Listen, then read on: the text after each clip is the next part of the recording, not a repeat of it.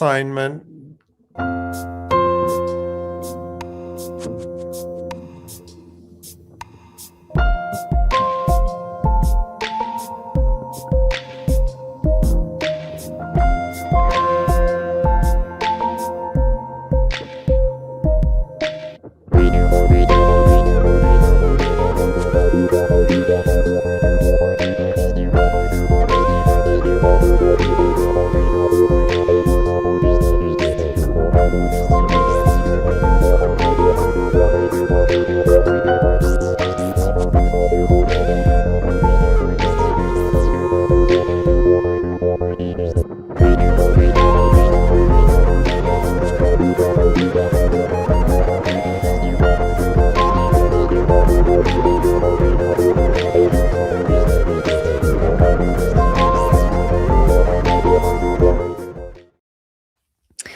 Hello, and welcome back to the Electronic Intifada's live stream for Thursday, March 26th. Thank you for tuning in. I'm Nora Barrows-Friedman with my colleagues Ali Abunimah, Jon Elmer, and Tamara Nassar.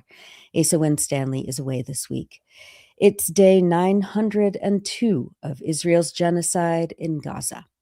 Coming up, we'll talk to writer, journalist, and engineer Asem Alnabih about the situation in Gaza and how Palestinians there are reacting to the war against Iran. Later on in the program, Jon will cover week 4 of the U.S.-Israeli war with Iran, including the latest on the Strait of Hormuz, Iran's missile, drone, and air defense operations, and Hezbollah's battle against Israel's attempt to occupy South Lebanon. But first, let's take a look at the news. Here's a brief summary of some of the latest developments this week in Palestine.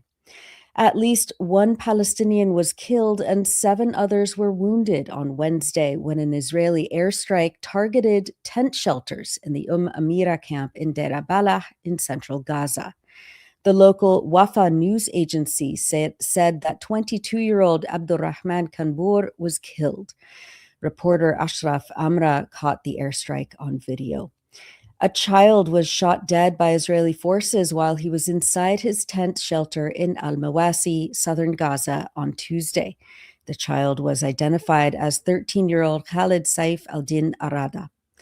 3 other Palestinians, including a 17-year-old girl, were injured by Israeli gunfire in tent encampments along the southern coast in Al-Mawasi, and 3 others were shot and wounded in the Fallujah area of Jabalia in northern Gaza.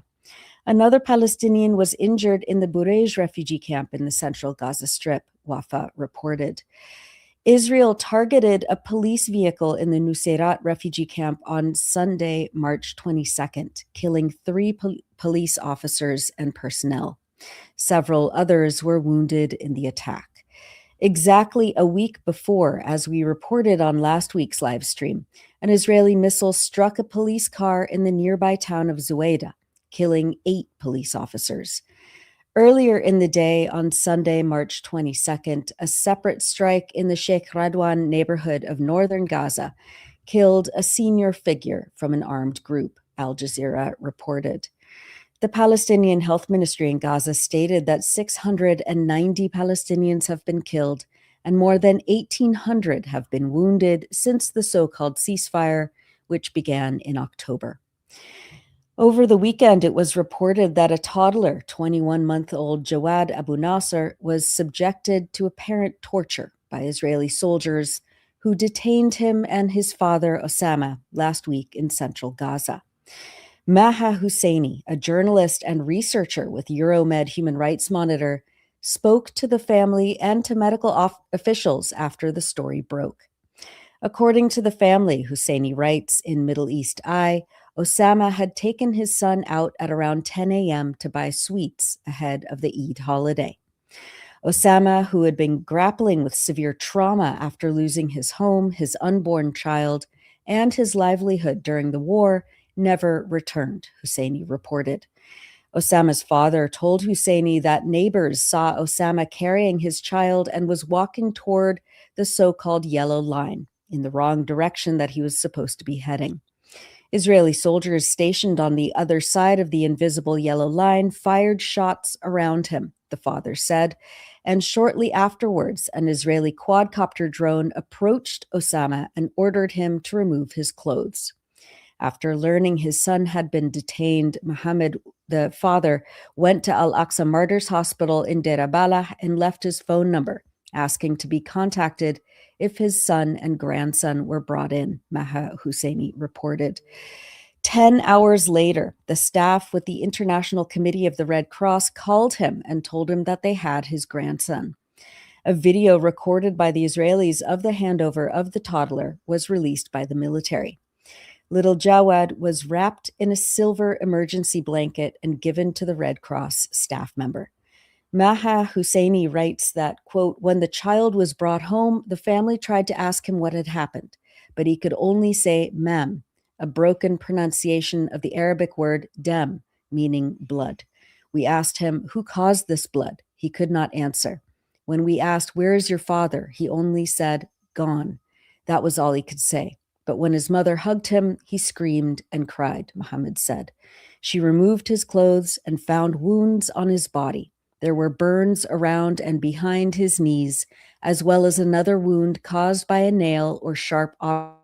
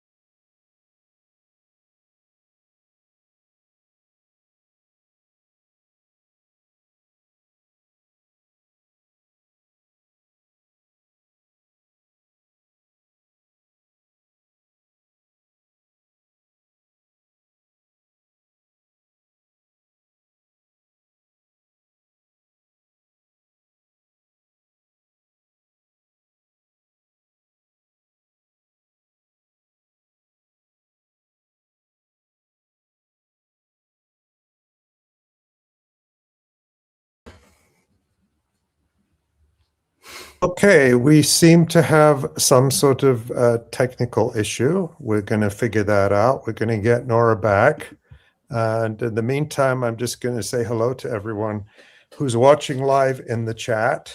And I see a lot of people who are regulars here, and we're very grateful to see you. Thank you for being here. And we've had a ton of interest the past couple of weeks in all the coverage we're doing of Iran as well as Palestine and Lebanon, John.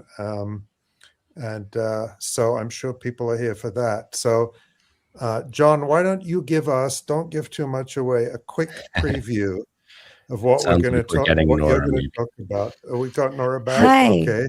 Sorry, I don't know what happened. That was all right. very, very strange. You're back. I'm back. In the middle of one of the most brutal and horrific stories that I've come across in, I don't know, recent times. So I'm going to go back and just keep reporting. So, all right, here we'll see you in a bit. Thank you. Start over?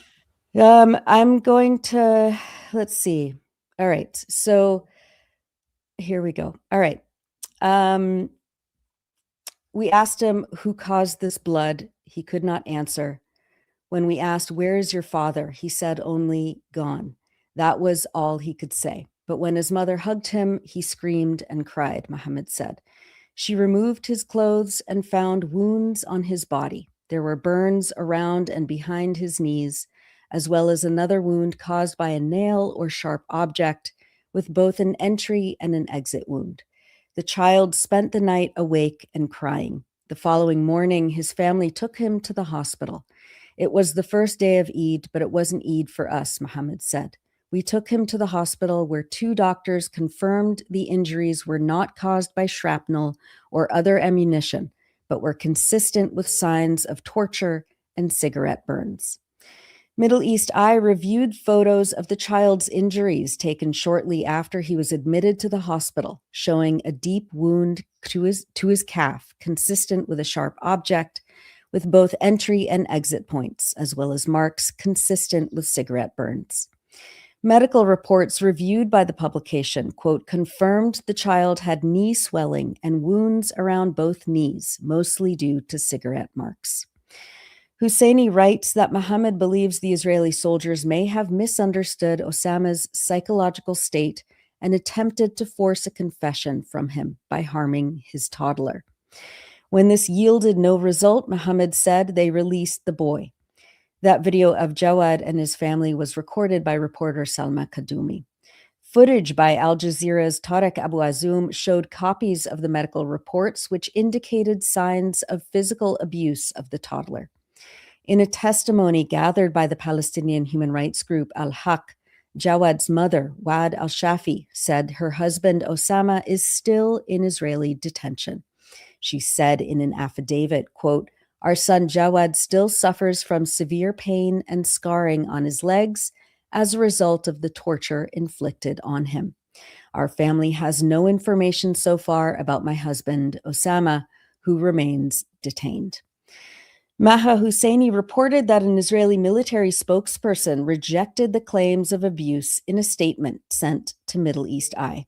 Quote, the claims that the IDF abused a toddler are completely unfounded and serve Hamas propaganda, the spokesperson said. According to the family, the child has suffered from a high fever, vomiting, and persistent crying since his release.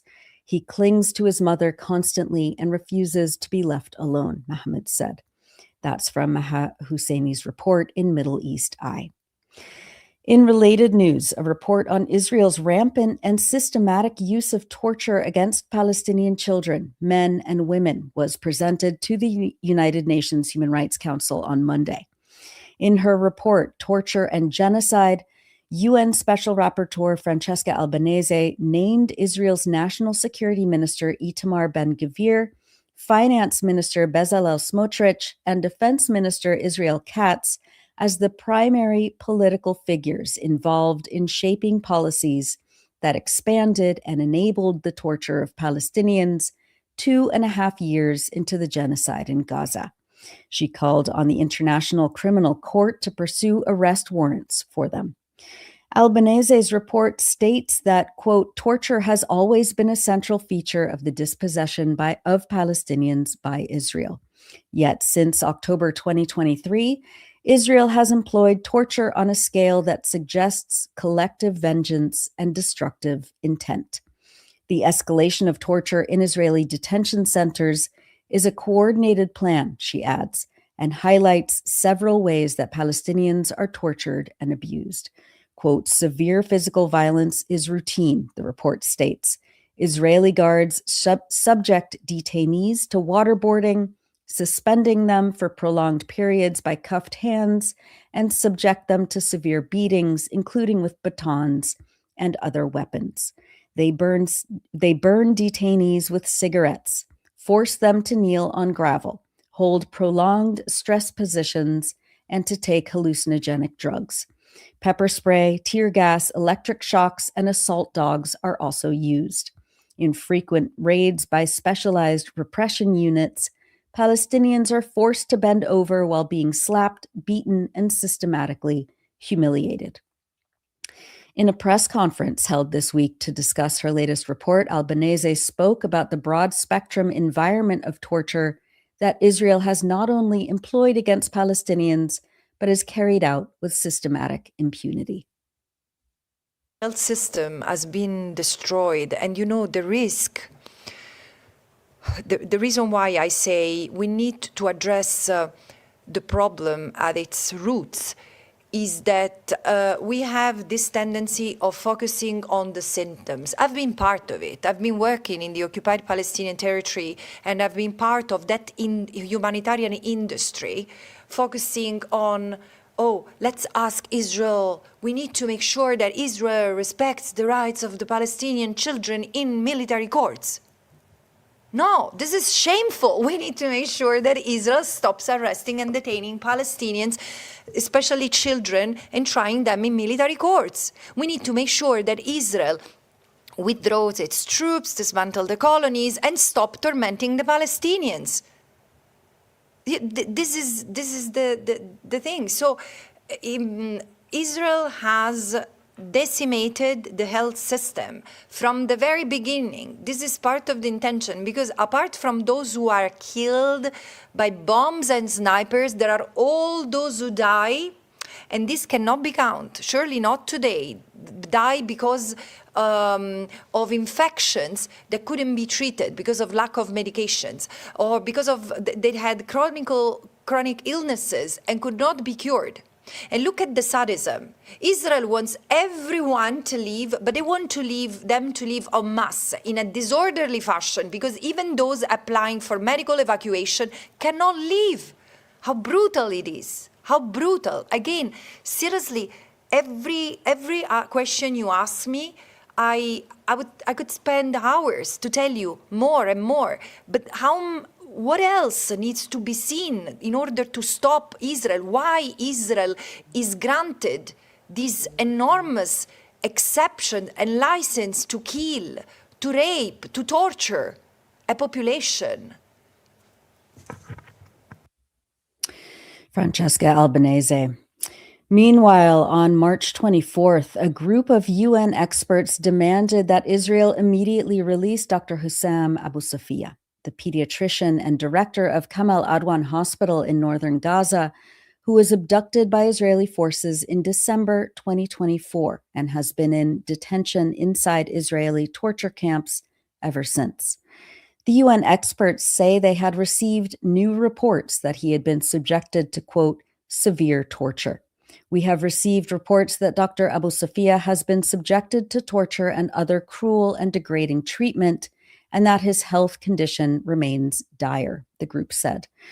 Going back to Francesca Albanese's UN report on torture, the systematic targeting of specific professional categories, including doctors, quote, demonstrates an intent to dismantle the technical capacities needed for a group's survival. Torture in detention is therefore not merely punitive. It is strategic. It operates to degrade Palestinian bodies, fracture psychological integrity, and erode collective resilience.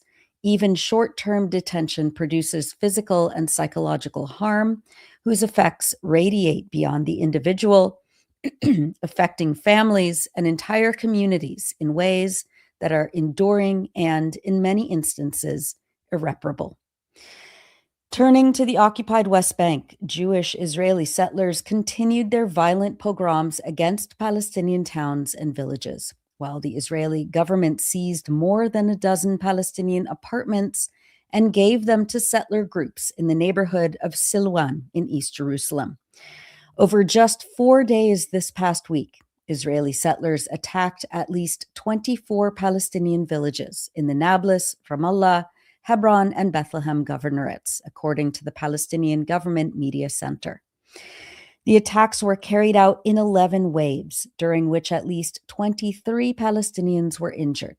The assaults also resulted in damage to 17 homes and structures, mainly due to arson and acts of vandalism, in addition to the destruction of 26 vehicles and 1 car scrapyard. The surge of violent attacks by extremist settlers expanded after an 18-year-old settler drove around threatening residents of the village of Beit Imrin on March 21st and was killed in a reported car accident that was blamed on a Palestinian. Settler WhatsApp groups then called for a, quote, revenge campaign over his death, including calls that read, quote, Jews won't remain silent over spilled Jewish blood, and we demand vengeance and expulsion of the enemy. Settlers rampaged through the village of Al Jalud near Nablus on March 21st, torching homes and vehicles. In the nearby village of Deir al-Hatab, 9 Palestinians were injured on Sunday, March 22nd, when settlers stormed the village, attacked residents' homes, set several houses and vehicles on fire, and shot at residents. Paramedics treated one man who was shot in the foot, while others were beaten and attacked by the settlers.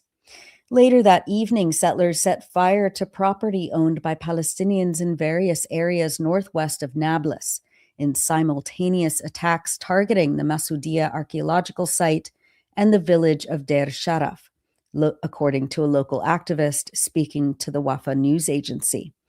Diab Hiji, an anti-colonization activist and resident of the archaeological area, told Wafa that around 30 masked settlers attacked the Masoudia archaeological area and set fire to part of a tourist tent before local youth confronted them and forced them to leave the area.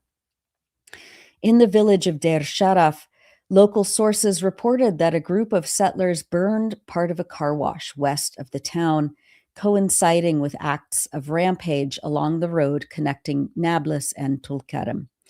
Sources indicated to Wafa that the attacks in Deir Sharaf expanded to include the burning of a blacksmith's office, a crane in front of the car wash, and a bulldozer in the area. Settlers ran over and injured 5 Palestinians on March 24th, west of Bethlehem in the village of Nahelin, in 2 separate hit-and-run incidents, according to the Wafa news agency, while more than 200 settlers attacked the towns of Al-Fanda and Silat ad-Dahr, south of Jenin. The attackers launched their pogrom from the nearby illegal Homesh settlement colony, according to eyewitnesses. Palestinian homes and vehicles were set on fire, and more than 10 residents suffered injuries. Speaking to Middle East Eye, a man whose home was completely destroyed in the fire said that the settlers, quote, burned everything, smashed the windows, and the fire consumed all the furniture. They even tore down the roof tiles and threw Molotov cocktails through the roof and windows, and the house immediately burst into flames. A boys' elementary school was vandalized by Israeli settlers in the village of Hawara on Monday, according to the Wafa news agency. Graffiti was sprayed on the walls of the school with slogans such as "Revenge" and "A good Arab is a dead Arab," and settlers replaced the Palestinian flag on the roof with an Israeli flag. In the East Jerusalem neighborhood of Silwan, the Israeli municipality seized 13 apartments belonging to Palestinian families on Wednesday, adding to a total of 15 stolen properties over a period of just 4 days. Israeli police escorted occupiers from Ataret Kohanim, a settler group that facilitates expulsions of Palestinians from Jerusalem, into the Batan al-Hawa area of Silwan, where 2 families were forced out of their apartments, witnesses told Anadolu news agency. The Wadi Hilwa Information Center in Silwan said in a statement that the operation began with the eviction of the families from 2 apartments, followed by Israeli enforcement teams emptying 11 apartments belonging to the Rajabi family in preparation for their takeover. The process was ongoing as authorities cleared the apartments to hand them over to settler organizations, citing claims that the land belongs to Jews of Yemeni origin, the statement added. On Sunday, Ataret Kohanim took over 2 apartments belonging to the Basbous family. The Right Center said the Basbous family building is part of a settlement plan led by Ataret Kohanim to take control of about 5.2 dunams of land in Batan al-Hawa. We've published many features in the last week, but we wanted to highlight What Has Israel Done to My Brother by Amro Rashad Abu Aisha, writing from Gaza. Just 2 months into the genocide, Abu Aisha writes, he and his family had already been displaced from their Gaza City home several times and ended up staying at his aunt's home in the Rimal neighborhood of the city. On December 6, 2023, when the Israeli army invaded the neighborhood, he still felt some sense of safety. But that sense quickly collapsed, he writes, when an Israeli tank stationed itself right outside of his aunt's apartment building. He and his family moved into the stairwell of the building and hid there for 36 hours, trying to evade the army's detection. But the tank eventually fired on the building. Quote, the next day around 6 p.m., soldiers stormed the building next door. We could hear them speaking Hebrew, but the 60 or so residents of our building remained quiet. Then, without any warning, our neighbor's baby started to cry. The soldiers in the next building heard the wailing, and we could hear them making their way towards us. One soldier appeared and screamed at us in a broken Arabic accent, Yalla kullu bara, come on, everyone outside. I was not panicking at this time, as I had heard that the army would let people free when they found them in fighting areas. But this was not how it went for us. Everyone in the building was forced onto the street. I was surprised by the number of soldiers there. There were about 50 of them, about the same number as us. And in addition to that, 2 tanks were stationed nearby with their artillery pointed at us. The soldiers separated the women and children from men. My mom and 2 youngest brothers, aged 13 and 7, were told to walk south in a line. Yet my brother Asem, who was only 16, was forced to come with the men, along with my brothers Adil, 27, Abdullah, 25, Yusuf, 24, and myself. The soldiers led us to Palestine Square, about 70 meters from the building. They ordered us to raise our hands, to not look around, and to stay in line. At the square, the soldiers ordered all of us to remove our clothing. It was very cold outside, and we did so. They commanded us to sit on the ground, raise our hands up, and keep our heads down. After 30 minutes, they took us to the entrance of a nearby building that the soldiers had seemingly set up as a kind of impromptu headquarters. They tied our hands behind our backs tightly, blindfolded our eyes, and kept us standing for 2 hours. I remember my brother Yusuf fell to the ground, though I did not see this. I could only recognize his scream. Also, my father, who is in his 50s, was suffering because the plastic handcuffs were so tight. Afterwards, he told me that his hands went numb, that it was like his hands had been cut off. After 2 hours of standing and with the blindfold on, I felt like I was in a daze. My body felt unstable, and I wished that this was actually a dream and not actually happening. At this time, the soldier who had identified himself as the battalion commander delivered a speech. We all stood before him, naked and blindfolded. Now I will start an investigation, and I need the truth only, he said. Some of our blindfolds were removed, and he pulled out his phone and showed us a picture of a dog eating a corpse. He scrolled through many images on his phone like this. This is what will happen to anybody who lies to me, he said. At 10 p.m., the commander came and took my father, brothers, and me to the ground floor of the building. They put us in the building's housekeeper's room. They beat us, one after the other, punching, slapping, and kicking. They put the barrel of a gun to my head. I remained quiet this whole time, as I did not feel afraid of death at this moment. They smoked cigarettes and put the burning ends on my ear and my back. At dawn, 2 soldiers got us up on our feet. It seemed that the commander had given an order to release us. They removed the blindfolds. A soldier told us to follow him. We walked about 500 meters to the last of the tanks and to our families. With the blindfolds removed, I saw that they had not released my brothers, nor another man named Nafith Ahmed. The next day, my father and I went to Al-Shifa Hospital to ask about my brothers. There was no word of them. Then, the day after that, 2 of my brothers, Yusuf and Abdullah, appeared at the school. Adil was not with them. They told us that they had been used as human shields. The soldiers had forced them to perform dangerous tasks. They went down into tunnels and into other dangerous places, all before the soldiers themselves.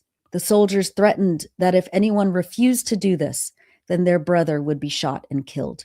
We asked them about Adil, and Abdullah replied, "We performed many operations, but during the last one, Adil went out and never came back." I asked one soldier about him, and he replied that they released him. Day after day, we have waited for Adil's return. 15 days later, near the end of December 2023, the Israeli troops withdrew from the area, but only after they had completely destroyed everything in their wake. It was a massive destruction, unlike any I had seen before, much more so than the 2008-9 Israeli war on Gaza, when our house in the Nasser neighborhood was bombed and destroyed by Israel. There were human bodies, many of them decomposing, in the streets. I checked all of them to see if anyone was alive. I was also looking for Adil, but I did not find him. After the Israeli withdrawal, we contacted the International Committee for the Red Cross to see how we could find out what happened to Adil. When we reached out to the Red Cross, the answer is always the same. There is no information. Those are excerpts from What Has Israel Done to My Brother by Amro Rashad Abu Aisha, an English student writing from Gaza on electronicintifada.net. And now, as we always do, we wanted to highlight people expressing joy, determination, and reclamation across Palestine and around the world. In Gaza, reporter Salma Kadumi visited bakeries making sweets for the Eid holiday. She writes, quote, "As the holiday approaches, the production of Turkish delight returns to the forefront in Gaza despite difficult conditions. Artisans strive to revive this traditional craft and bring joy to people's hearts. Despite shortages of raw materials and rising costs, workers continue producing Turkish delight as part of a holiday tradition that never fades. They emphasize their resilience and commitment to preserving cultural heritage, making the sweet a symbol of joy and hope in the face of hardship." And that's it for the news roundup. As always, go to electronicintifada.net for much more, especially to read our new features by our brave writers in Gaza. You're watching the Electronic Intifada live stream. I'm Nora Barrows-Friedman with my colleague, Ali Abunimah. Hi, Ali. Hi, Nora. Thank you for that. And I know, it's been 902 days of genocide, and still Israel manages to shock us with the torture of a toddler, of 1-year-old Joad, burning him with cigarettes. Depraved, utterly depraved. It's depraved. And the excuses that they gave, that it's Hamas propaganda, that that the child was being used as a human shield by his father, who had been they are depraved. Nobody depraved. buys their lies anymore. It's just true. go, just go on Twitter, for example, and see any Israeli official whining about, how Israelis are in shelters, and look at the replies of Nobody cares. Literally hundreds and thousands of people posting photos from Gaza and saying, "How dare you whine?" Yeah, that's it. How dare you whine? How dare you keep lying? And, and in that, I realized when writing this report that not only was the baby Jawad burned with cigarettes, which was confirmed by medical sources, but in two other instances that I cited, in Francesca Albanese's report to the UN, there is documented evidence that Palestinian human rights and anti-torture organizations have said for decades that burning Palestinians with cigarettes is practice and policy in terms of torture. And then in the feature story that I just read, that he was burned with cigarettes. So this it's not an anomaly. This is common practice by the Israelis. It's just... Well, there's, speaking of genocide, the reason we have that day 902 up there is because the genocide has never stopped. And we spoke last night with our dear friend, our contributor Asem Alnabih in Gaza, who updates us about the situation there. It's always such an incredible conversation. I won't give anything away, but we had such a touching conversation with him, both on air, let's say, and also afterwards when we just spent some time with him.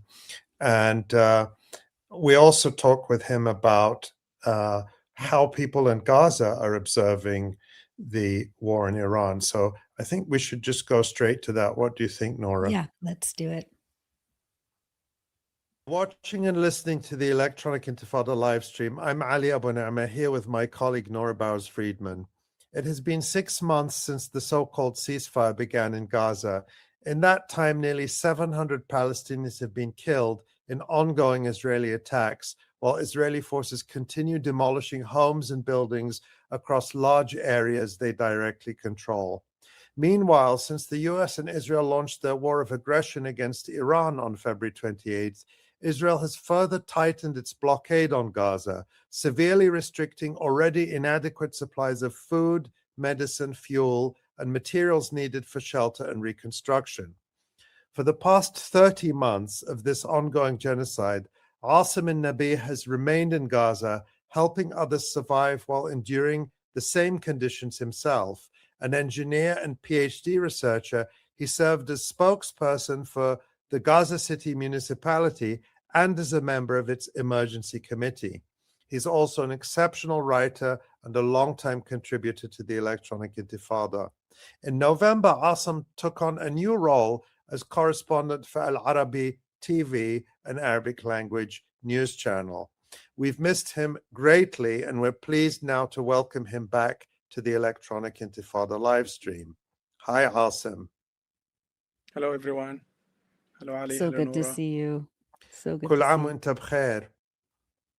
وأنتم بخير. Eid Mubarak to you, to Nora, to AI team, to all of live stream listeners and audience. It's always a pleasure to me to join AI live stream. Thank you, Asem. It's our pleasure and honor. Asem, just before we started this recording, there was an Israeli airstrike on a tent camp in Deir el-Balah in central Gaza. What can you tell us about what happened there? I think, Ali, we need to be clear about what is happening right now in Gaza. There is an ongoing attack on Gaza, and Israel make sure that everyone around the world understand that they stopped their genocide in Gaza, but on the ground they're still attacking Gaza Strip. The ongoing war still in Gaza. We can watch it, we can feel it, and based on the Ministry of Health for today, there is 690 people. Israel killed them in Gaza Strip after the announcement of ceasefire. So the so-called ceasefire. So there's no ceasefire here based on what we watch on the streets and on the ground. And it's not only about the killing rate. Yes, we can say that the killing rate, it's much lower than the 2 years of genocidal war in Gaza, but it's still happening. There is almost a daily attacks in Gaza Strip, killing civilians, including children and women, while Israel is talking about the ceasefire and moving for another stages, like President Trump, who announced that moving from the first phase to the second phase of the ceasefire agreement, which is, there is no difference clearly between the first phase and the second phase. This is not only about the attacks and killing civilians in Gaza Strip. It's also about the severely restriction on the daily needs that Israel is restricting from entering Gaza. We are not talking here about only the food and that needs. We talk about the medical equipment. We talk about the water networks maintenance needs. We talk about everything else. So there is, from my observation to what is happening here, Gaza is the only controller of Gaza Strip right now. They manage everything. They control what we eat and how much we can eat. They control where the people should live and how to move and which areas they allowed to be in. They control even who could leave Gaza Strip to take the treatment and who is not allowed to leave and die. And that will lead, for example, to die. And based on the Ministry of Health, there is 6 to 10 people daily dying in Gaza Strip because they don't have the need or the treatment that they need in Gaza Strip. And even Israel is not allowing for the medical equipments and medical tools to enter Gaza Strip, and they don't allow 22,000 humanitarian cases. Most of them are injured people from leaving Gaza Strip to take the treatment they need outside Gaza Strip. So from my side, from my perspective, I can feel that the genocide is still ongoing in Gaza Strip, but the Israel propaganda is trying to convince the world that it's nothing happened in Gaza Strip while everything is happening here. Their attacks is still ongoing, their siege is still ongoing, their control to every single centimeter in Gaza Strip is still ongoing. So we are like the largest prison, open prison in the world. And it's not only about patients, it's not only about people who live in tents. Every single human being in Gaza is struggling from his own place. Like, even if you stay in a tent or under a roof, if you are stay in the north or in the south, Israel is making sure that you struggle, the suffer and the pain is sufficient enough to let you exhausted and tired 24 hours daily. So I worked in the municipality of Gaza for 2 years during the genocidal war. I was so close to the people and their needs. Then now I am working as a reporter for Al Arabi TV. So we do reports about the situation in Gaza. And I can tell you clearly that the situation is still unbelievable. People are still struggling. The suffering of people are still increased, even after the announcement of ceasefire. And it's also good to mention about the yellow line, that till now, nobody knows where is this yellow line. You know, President Trump posted on his account a map and showed where is the yellow line. But Israel is keep moving the yellow blocks, playing with this yellow line, killing more people because they don't understand where is that line exactly lies. And one of those families is my family, my father's family, who moved and returned back to 𝐄𝐥𝐿.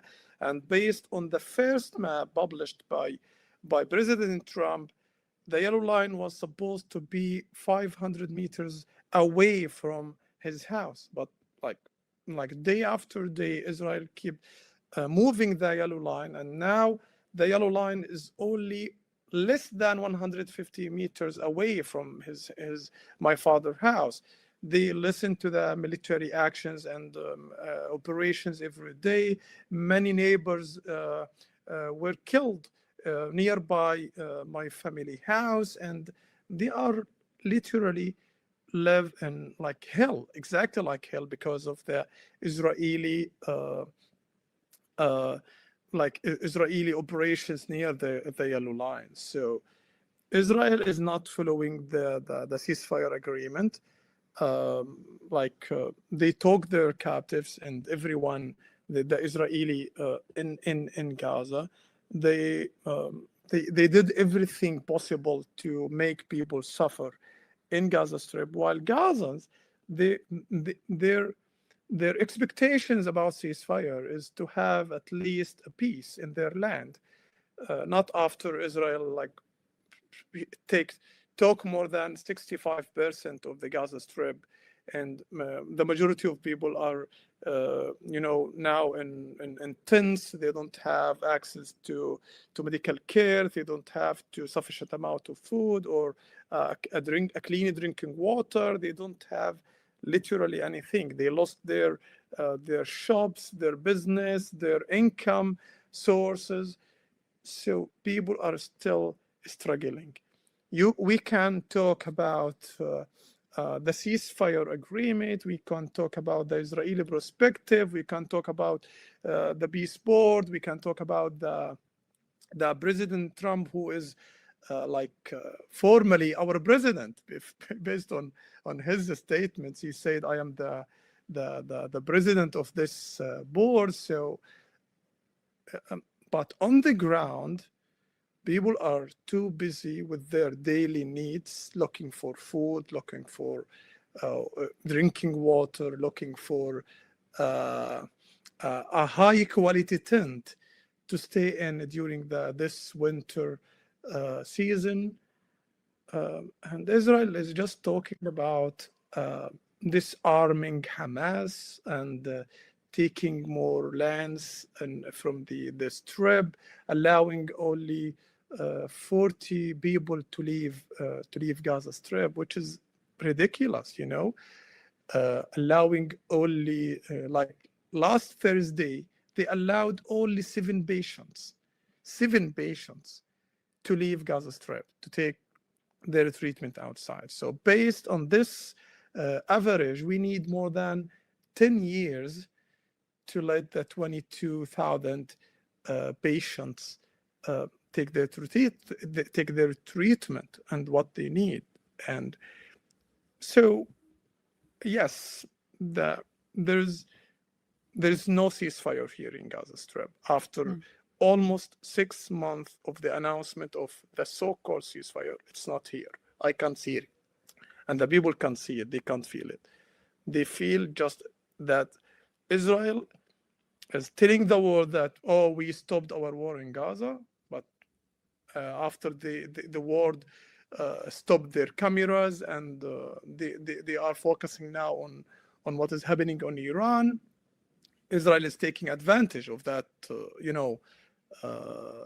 like attention to what is happening in Iran, and they keep their genocide in Gaza. Awesome. You spend a lot of time now as a news reporter for Al-Arabi, talking to people who are, trying to survive under these conditions. Can you tell us maybe some of the stories of your neighbors, of members of your community who you've been reporting on, to give us, more of a personal example of what people's daily lives are like in Gaza? Yes, I think every single one in Gaza has his own story, and I don't think I can, me or anybody in Gaza, we can't really describe the situations here. But I want to tell you this, what happened with Abdul Hakim. This guy lost his eye, one of his eyes. So when I was in the hospital and I asked the doctors that I need a case to take it in my report, and they told me, yes, Abdul Hakim is a great guy. He is 12 years old and he can talk to the reporters, and he's a smart guy. Then I said, okay, that's a very good case. We will just go there. And I visited his house. So I thought that this is the like the real case, that his most pain and most suffering is losing his eye. So we talked to him and we asked him, like, just Abdul Hakim, tell us what happened. And he said, Israel attacked my neighborhood.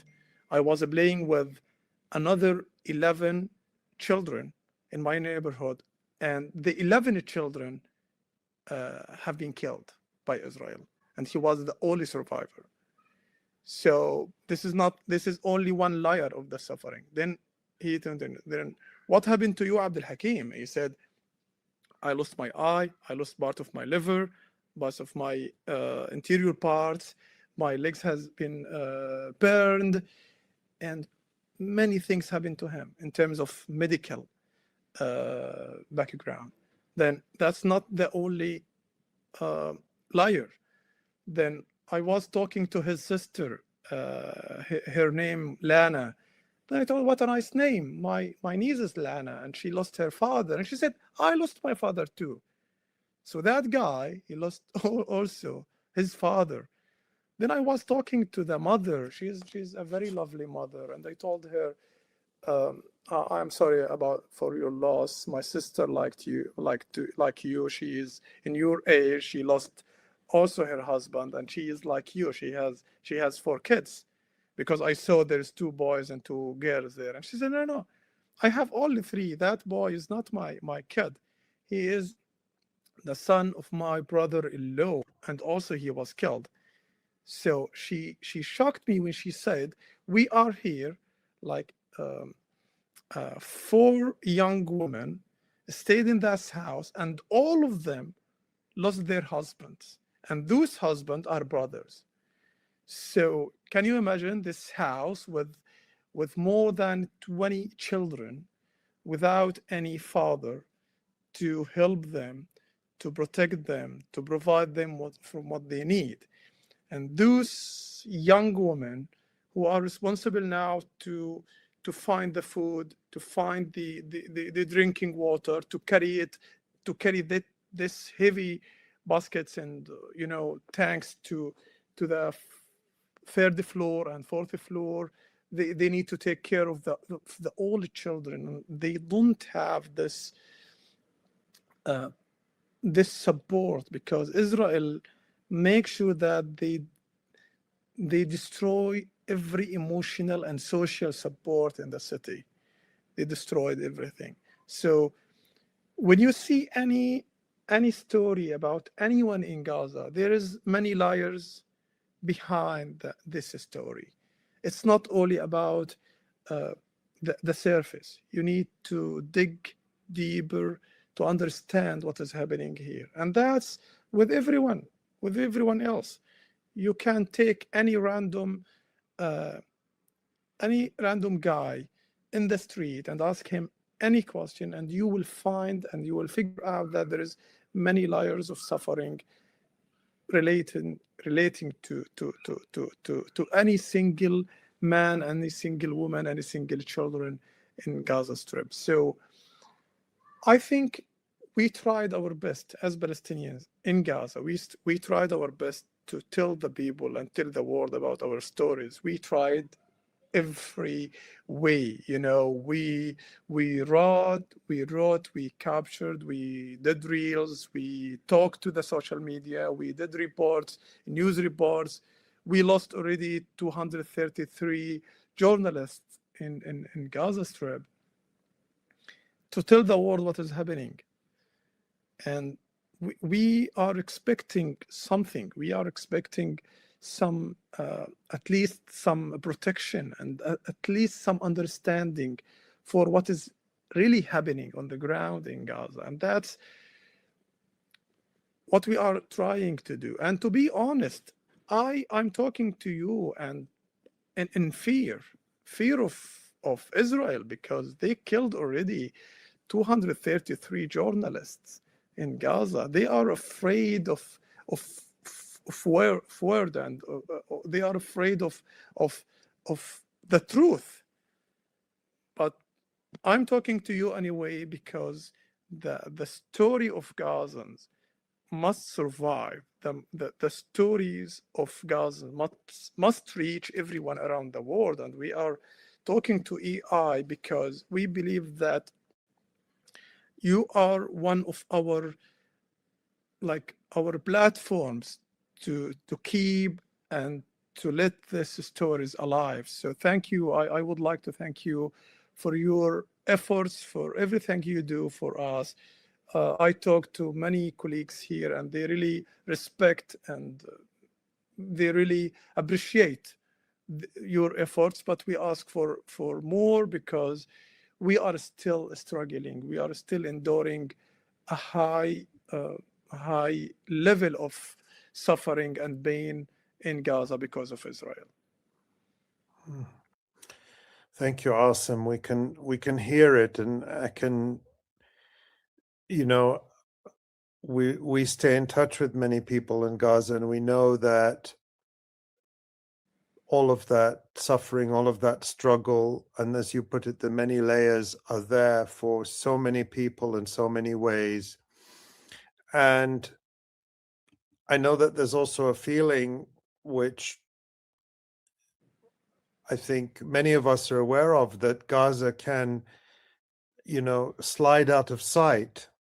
And particularly now with the US-Israeli war against Iran and the intensified fighting in Lebanon and the attacks on Lebanon, understandably, a lot of people are paying attention to that, including people in Gaza.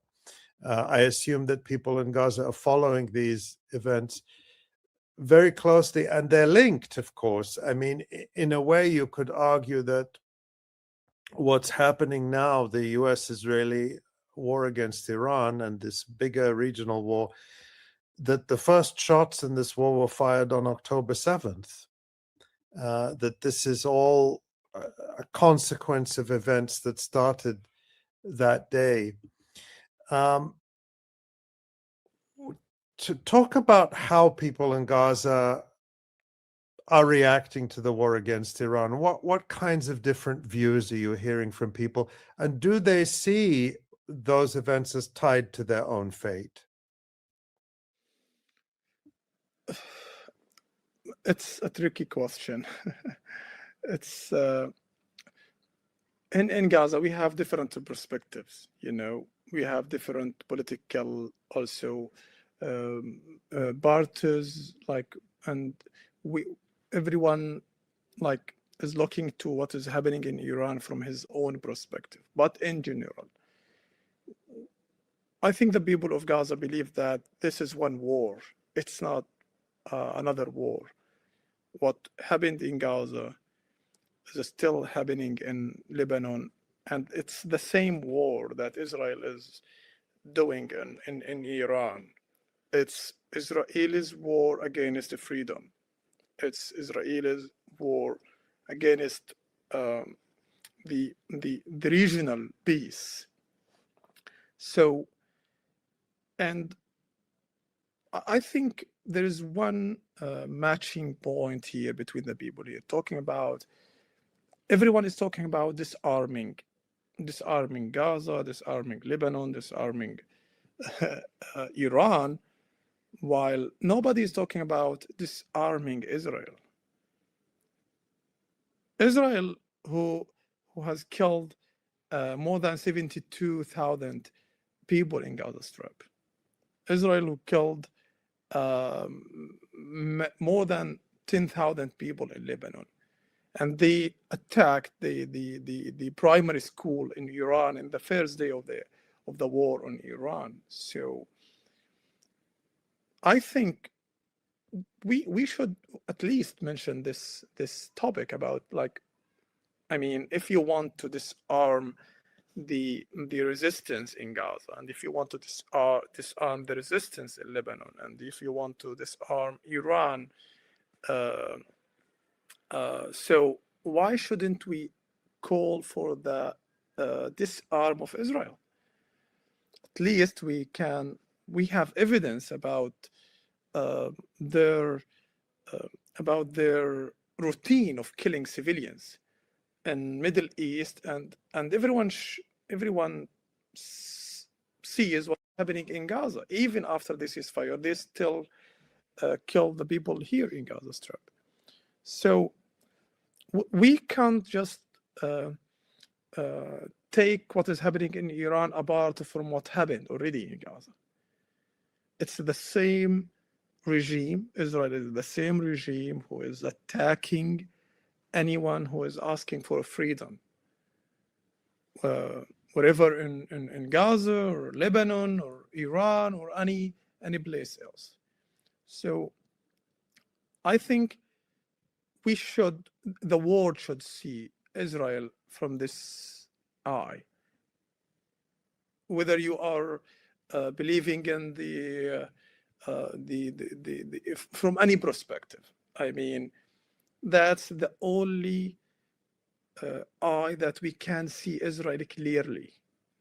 you have the right to have any political perspective and faith and beliefs, but Palestinians believe that Israel is the terrorist state who attacked us, and as they attacked Gaza, they attacked Lebanon, they attacked Iran. That's, let's say, the conclusion. So yes, maybe we have different perspective about what is happening, but we all believe that Israel is a terrorist state. They are attacking everyone who is seeking freedom in the Middle East.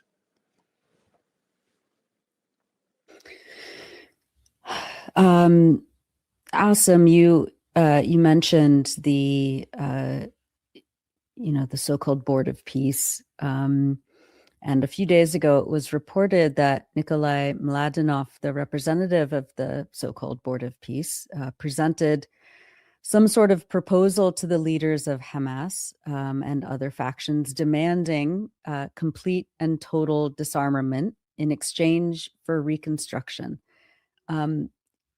Does this sound realistic to you? How are people in Gaza talking about this? I mean, this is now, it's been 6 months and over 2,000 violations of the so-called ceasefire. One of the big sections of those violations is the restrictions that Israel, and you mentioned this, Israel keeps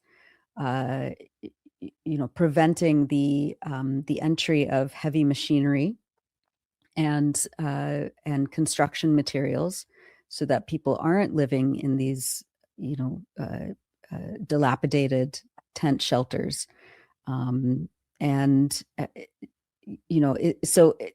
it seems, and this has been Israeli policy for decades, to squeeze the population psychologically, to keep destroying key infrastructure, and then to prevent materials from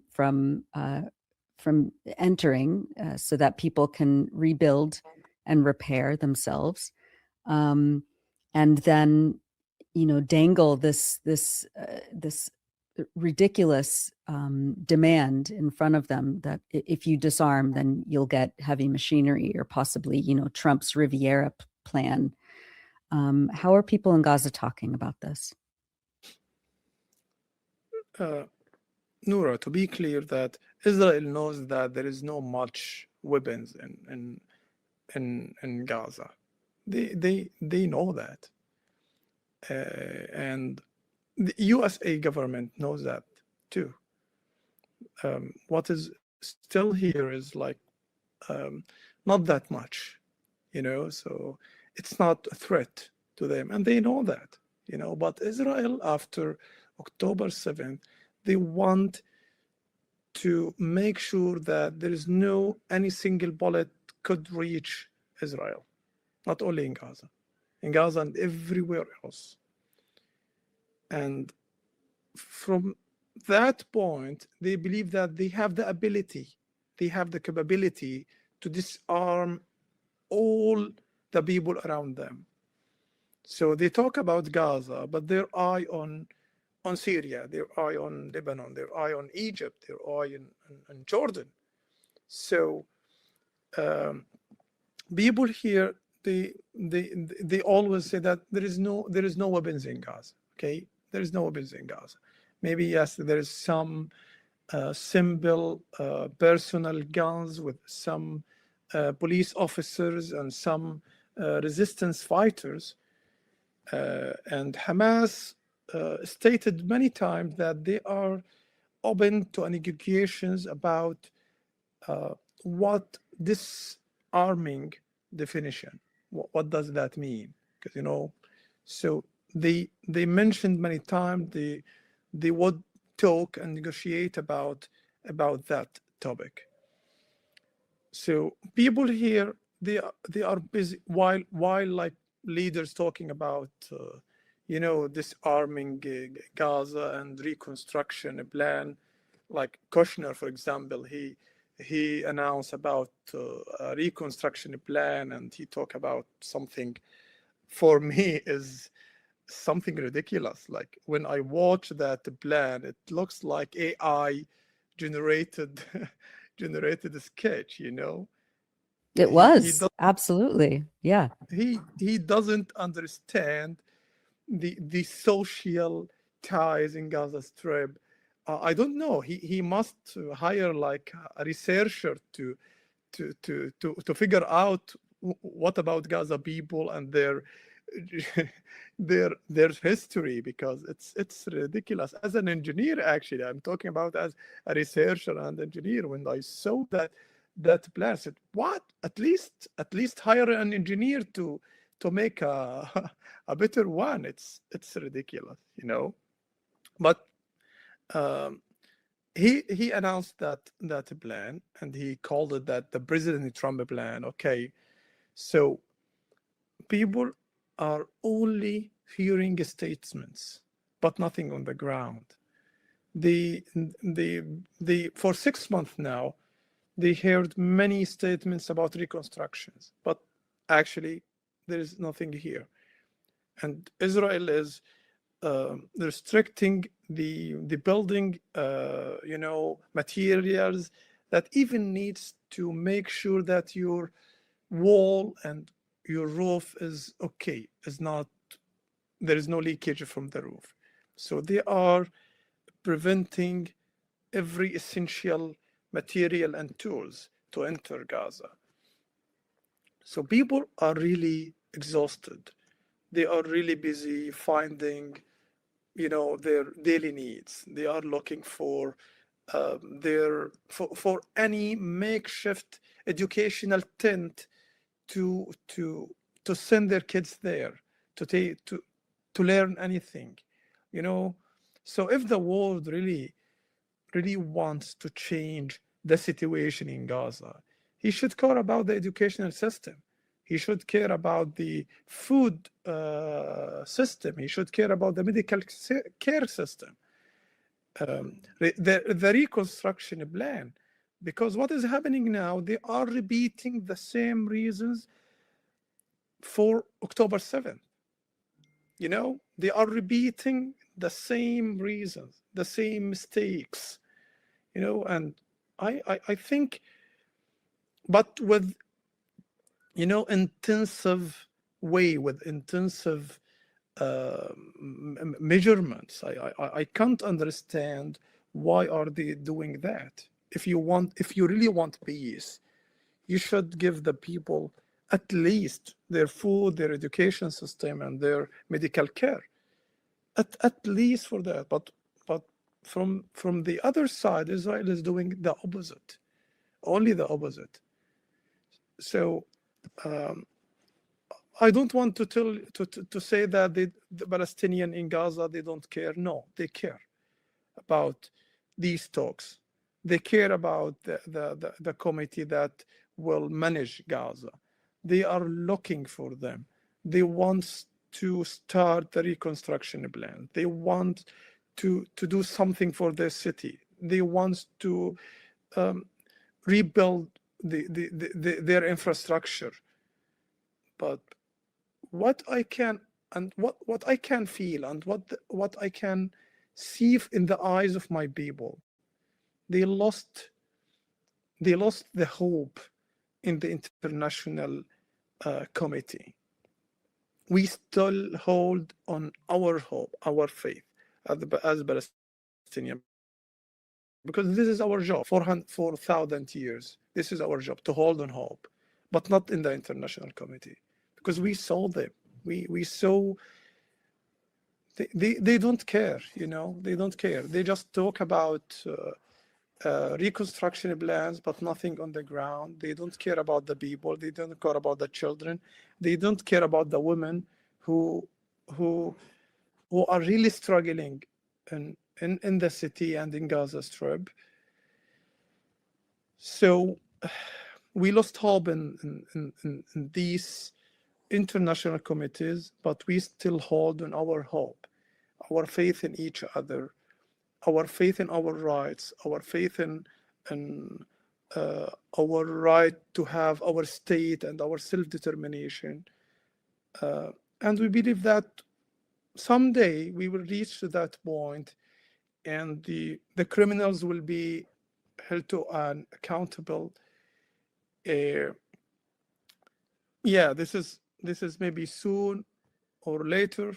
We don't care. We will keep our work. We will keep our sacrifice, because Palestine deserves that, and our people here deserve to be free.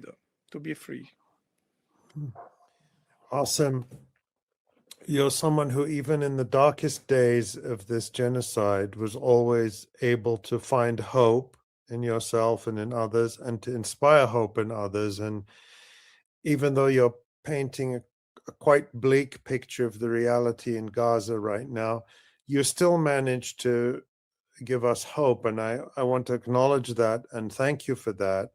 And just in the last minute or two that we have, because, and this is part of the reality, people should know, you only have electricity for a short time to do this interview tonight, which we're very grateful for. So just in the last minute or so, I want to ask you, what's your dream right now? Yeah, it's very simple, Ali. Like, my dream is only to smell the hair of my daughter Furat once again. I used to give her that shower when she was 1 and 2 years old, and I remember her, the scent of her hair, you know, the shampoo and her hair, like, was like fantastic, amazing. So she's away. She was outside. My family, my wife, my daughter Furat, my son Iyad, was outside Gaza city when the war started. It's almost 3 years now. I miss being with them, but I have no opportunity to meet them because Israel, it's like they control everything, and even Rafah border. So my only dream is to hug her again, to smell her hair, just once more, to tell her that I'm so sorry. I should be beside you, but I couldn't because of Israel. I believe that she will understand. I will try to explain. She is 5 years old now, but who will pay the price of this, of this loss, like being away from your daughter, like 50% of her life. I am away of her for 50% of her life. I left her when she was 2.5 years, and now she is 5, more than 5. So I know I will see her again. She is my hope. She used to call me and tell me بحبك in the Gazan accent. It's like I love you, like, but they put dhamma in the ha, بحبك, not بحبك. So it's like that word revived me, but like, you know, hope inside me. So I'm sure that I will live to that day to meet her and hug her again, and to smell her hair again once more. Until that day, I should work to serve my people here. I should be optimistic, because I believe in history, and I think nothing. Israel can do nothing. They already lost. We will take our rights. They can do nothing, and we already paid the sacrifice that needed. You know, 72,000 people. Many of them are children and women. And they killed the best of us. They killed our teachers, our friends, our professors, our researchers, our engineers, our doctors, our students. They killed the best of us. So that's give us hope. And if you think I am the one who give others hope, you need to meet my mother. So she is like a source of hope, and I don't understand how she could be that source of hope for everyone around. She surrounds us with her prayers, with her hope, with her optimistic point of view. And I just need to listen to her for a few minutes to see that, to know that, oh, we are fine. We will be fine. And we have many mothers like my mother. We have a lot of women like my mother. So we will not lose hope. Hope is already here in the hearts of our girls and women. And we love them. We know they will protect us. They will surround us with their love, with their hope. But also I wish they live in peace. They really struggled. They really. I talk here about the females. You know. Yes, we struggled. Everyone struggled, but they have different kind of a struggle. They have different needs. They don't have any support. And despite all of these difficult circumstances, they still provide us with hope and with love, with the emotional support. Our mothers, our grandmothers, our wives, our sisters, our daughters. So I just wish that we could one day return this back to them. And I wish the world would see them as they see the other women around the world, as they see the Ukrainians and the Israeli women. But anyway, we still have them. They are our protection, and they are our like life circle protection. If this is I translate from Arabic, but with the support of people around the world, with any free man around the world, with the people who really believe in our rights, one day we will all be free. Males and females in Gaza one day will be free, inshallah. Amen, inshallah. Awesome. That was beautiful. I could listen to you all night. And now I know that I really want to meet your mom, and maybe you can even persuade her to come on the live stream one day, because we all need some of that hope. And you have given it to us, even though you tried not to, even though you tried to make us we do feel the gravity of the situation in Gaza. At the same time, you do always give us such hope, Asem, and we're so grateful to you.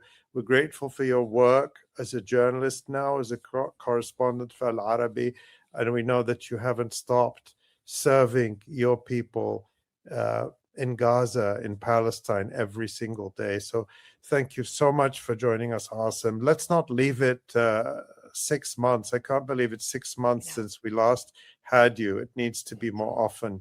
And God bless you and protect you and bring you together with your family and your children very, very soon, inshallah. Ameen, inshallah. Thank you, Ali. Thank you, Nora. Thank you, dear Asem. Thank you.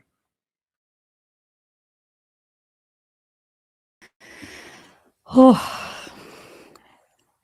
I get emotional at the end of that. Got emotional when we When we spoke did to it. Asem, and I got emotional listening to him again. Yeah. I just, just so much, so much loss in just existing and trying to survive another day. Not, being so far away, not far away geographically, but, the socio-political borders that Israel and Egypt have imposed. From his kids for so long, and seeing his beautiful mother going through these hardships that no person should ever have to go through. I just and he's just, he's such a brilliant, he's constantly working. He's an engineer, he's a spokesperson for the municipality, he's a reporter, He's doing his PhD. He's doing his PhD. I just he's dealing with the loss of his dear friends and family, and he's still full of so much light and love and just beauty inside. So we all need to hear that. Yeah, we do. All right. Now maybe we need to hear Jon Elmer. It does a lot. It does a lot for our fragile little hearts as well to hear Jon. All right, let's bring on Jon. Hey, Jon. Thanks, guys. That was a great interview. I love Asem. Yeah. He's brilliant. All right, so many fronts again for the fourth week in a row. Iran, Lebanon, and the losses that Israel is incurring. Give us a thumbnail sketch of what you're going to be bringing us through today. Yeah, the three main fronts are the Iranians against Israel and U.S. bases, and then we have the Iraqis who are battling U.S. bases predominantly in Iraq, but not only. They're also hitting Jordan. And then Hezbollah is putting up historic number of operations that they have never carried out at this tempo before, battling the Israeli plan to annex South Lebanon. So there's going to be a lot of all of that. Jon, I thought that Hezbollah was fully disabled and dismantled. That's what the Israelis and the United States said. Yeah, that's what they keep saying about all these adversaries that continue to pound them. So I don't know. Impressive. All right. And I think almost like they don't tell the truth. It's weird, right? Yeah. And we were talking with Asem about the so-called Board of Peace putting forward this disarmament plan for Gaza. And I think it's based on the same assumption. They believe their own propaganda that the resistance in Gaza is defeated and weakened and militarily incapable.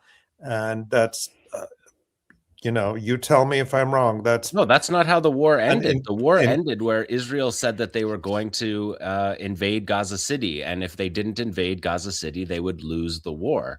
And they didn't invade Gaza City. So people forget that. People forget that about Hezbollah too, that the war that Israel tried to invade and do what they're doing right now in the previous battle, and Hezbollah, who was supposed to be destroyed, was able to repel them from their ground invasion and leave the Israelis just essentially with border positions. So we forget.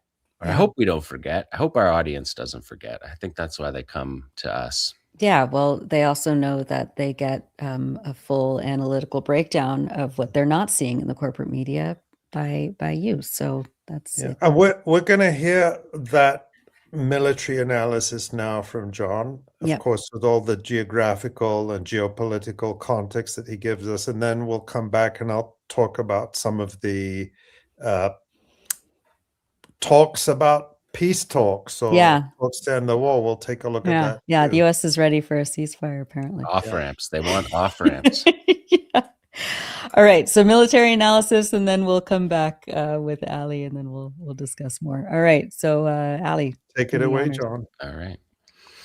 All right, so you are watching and listening to the Electronic Intifada. I am Jon Elmer. This is the Resistance Report for day 902 of Israel's genocidal campaign in Gaza.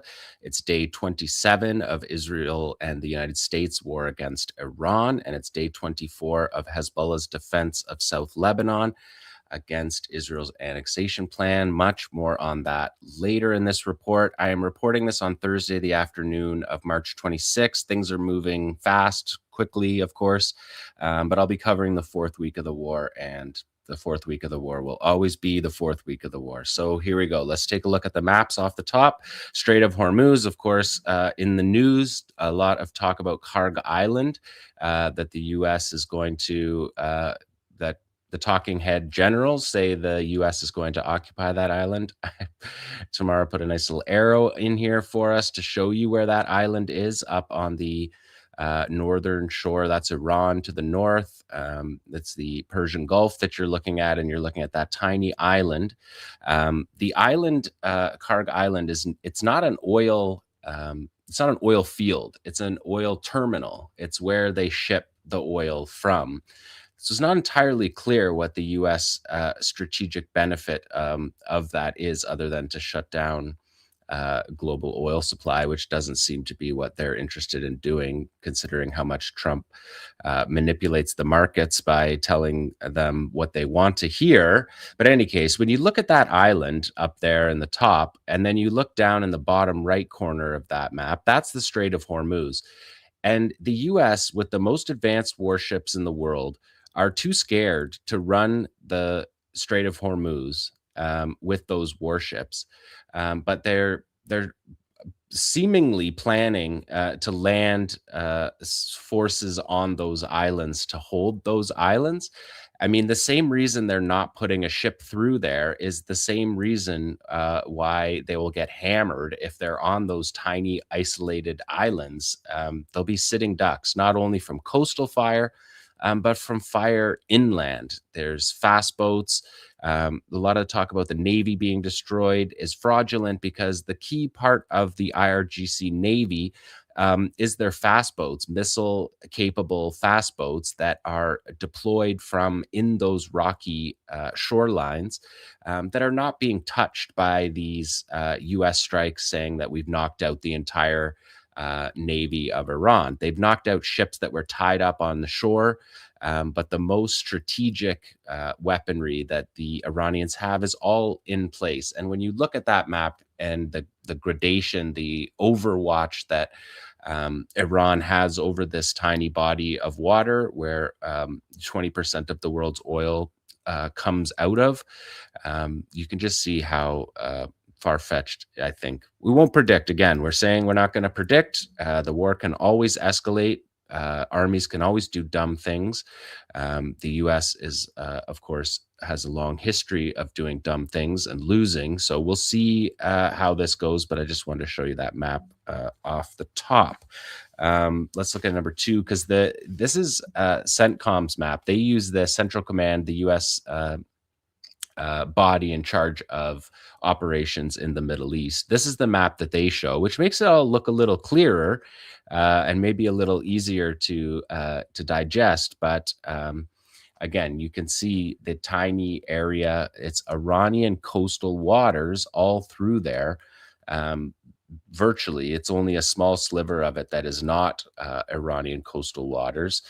So Iran has sovereignty over this area, and they have for 4,000 years or so. So that's the Strait of Hormuz seen from CENTCOM. Let's take a look at this map from the New York Times, because we get a little different angle of it here. And again, you can see the neighboring countries. You can also see, if we start from the left and go up, you see the UAE, you see Qatar, you see Bahrain, too small to even have its name written on its island.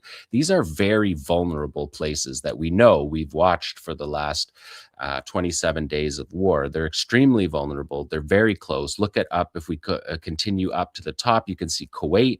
Kuwait has been hammered during this war. U.S. bases in Kuwait were a major node for United States expeditionary planning for the entire last 40 years, right? Since Desert Storm. They've built up significant bases in Kuwait, and those are all being hammered. They're all being evacuated. The troops are not on those bases by and large because it's too dangerous, because they're getting pummeled every day. And you can see this map shows the shallow waters. And that's what I was saying about the previous map, that the CENTCOM map doesn't show you the shallow waters. It doesn't show you how skinny the strait actually is, because of those shallow waters and territorial waters. So I think that's a good map. You can see the gradation of the land that gives overwatch for everything that Iran does militarily in that strait. So there's going to have to be a negotiation on the Strait of Hormuz. I don't see the U.S. Putting warships in there to facilitate transfers. On previous programs, I've told you about how they simply do not have enough to do that. So now they're talking about a Marine Expeditionary Unit in the 82nd Airborne coming, and what are they going to do? Airdrop them onto those islands? That doesn't seem like a good military strategy, although I've noticed that on American media networks, the generals seem to really like this plan. Let's go to the next map, because this is how they explain it. If you look at the top there, it says small islands could be seized by U.S. Marines, experts say. So I don't know if they know that they're going to be occupying those islands that are so small that they don't even show up on this map. They didn't show up on the map that CENTCOM put of the Strait of Hormuz. So they're small enough islands that they don't appear on those maps, but they're going to put a bunch of U.S. troops on those islands, on the low-lying land. Sun Tzu always said, don't fight uphill. And that's certainly what they would be doing. I think he would probably say, don't fight on tiny, isolated islands as well. But I don't think that he got to that analysis. But it doesn't seem like a plausible military strategy unless utter defeat is what the U.S. is going for. Let's take a look at number 4, because as this has been happening, Iran has been already making the strait useful. Okay, what this map shows you even more of the gradation. So you can see how the firing positions, that's Iran to the north there. You can see the firing positions that Iran has down into that strait, and compared to the defensive positions that they have, compared to the Americans being out on those islands just in the middle of the sea, it just seems like a very unlikely military pursuit. But Trump may send them there. So I guess, the other thing is they don't have to always fire from the coast. I think the U.S. is trying to make the justification that if you bomb all along the coast, that there won't be missile firing capabilities along the coast. But that doesn't matter. Those exact same capabilities can be fired from inland. And in fact, it's those anti-ship capabilities that have the USS Lincoln 1,000 kilometers off the shore of Iran, because it's afraid of those same weapons. And then they're saying that those weapons will be used now at like literally hundreds of feet, or a few kilometers. So you can just see that this doesn't all add up. But as the last week has passed, Iran has taken the initiative to deal with the Strait of Hormuz on their own terms. And we can see that in the next map. They have opened up this is what is being called in maritime analysis is being called the Tehran toll booth. And you could see that ships have begun to move for the first time. I showed you maps in the previous shows where ships were not moving at all. Some Iranian ships were moving, but now we're seeing for the first time over this weekend, 3 days over the weekend, we saw 16 ships move through this new system, which brings them right up into territorial waters in between the two sheltered islands there. And essentially that is the way that they can check out the ships to fairly judge who is enemy or not, because Iran has promised that the Strait of Hormuz will be dealt with as a wartime condition. The enemy, the aggressors, are not profiting off of their war on Iran by using Iranian territorial waters to move their oil. So that is something that Iran has been clear on, but now we see Iran taking the initiative to get oil to market and to deal with the impacts that are going to be felt and are being felt all over the world because of the U.S.-Israeli aggression. And Iran is handling that in their way by opening up this toll booth path. Let's look at the next slide.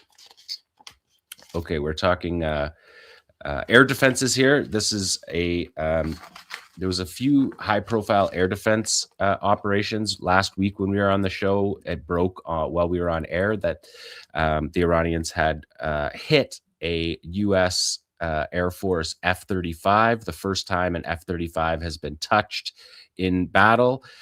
Some debate about whether it was shot down or whether the vernacular should be shot down or damaged, but either way, I think what we're talking about is the hitting with air defense systems of Iran, the most stealthy jet, fighter jet, and the first time that jet has been hit. They've also, we know from previous reports that 3 F-15s were shot down by Kuwaitis.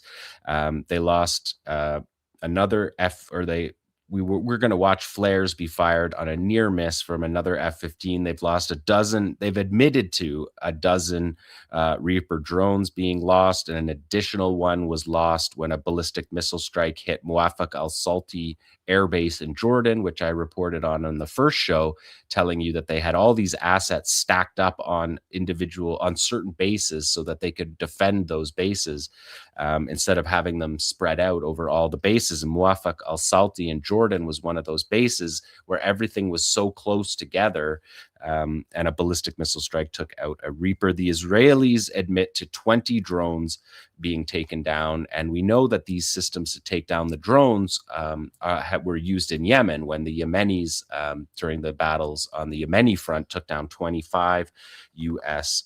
Reaper drones, and the U.S. only operates 225 Reaper drones. So you take the 25 that they're surely underselling to us, you add the 25 on the Yemen front, and the real dig into the Reaper supplies of the U.S. So this is from Air and Space Forces magazine. A U.S. Air Force F-35A pilot was suffered shrapnel wounds after their aircraft was damaged during a combat mission over Iran on March 19th. People familiar with the matter told Air and Space Forces magazine. The aircraft later made an emergency landing at an airbase in the region, and the pilot is in stable condition. The IRGC said a strategic F-35 fighter jet of the hostile American Army was hit and seriously damaged by advanced new air defense systems of the IRGC Aerospace Force at 2:50 a.m. over the skies of central Iran.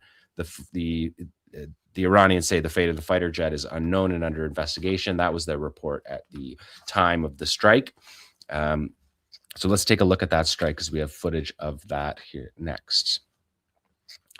So you can see the jet in IR, in infrared lock here. You can see the missile hit the back of the plane, and you can see the plane continue on, but you see it continue on with 2 streaks of red from the single engine fighter jet. So it's clearly damaged, and the shrapnel wounds to the pilot, I think, tell us all we need to know about that. And this is not a one-off. I mean, we even know back from the Yemen front during the U.S. war on Yemen, the 50-day war, that U.S. pilots were in missile lock multiple times and in close quarters evasion of air defense missiles during that battle. And so Iran has much more considerable air defenses. So this is not a surprise that this is happening.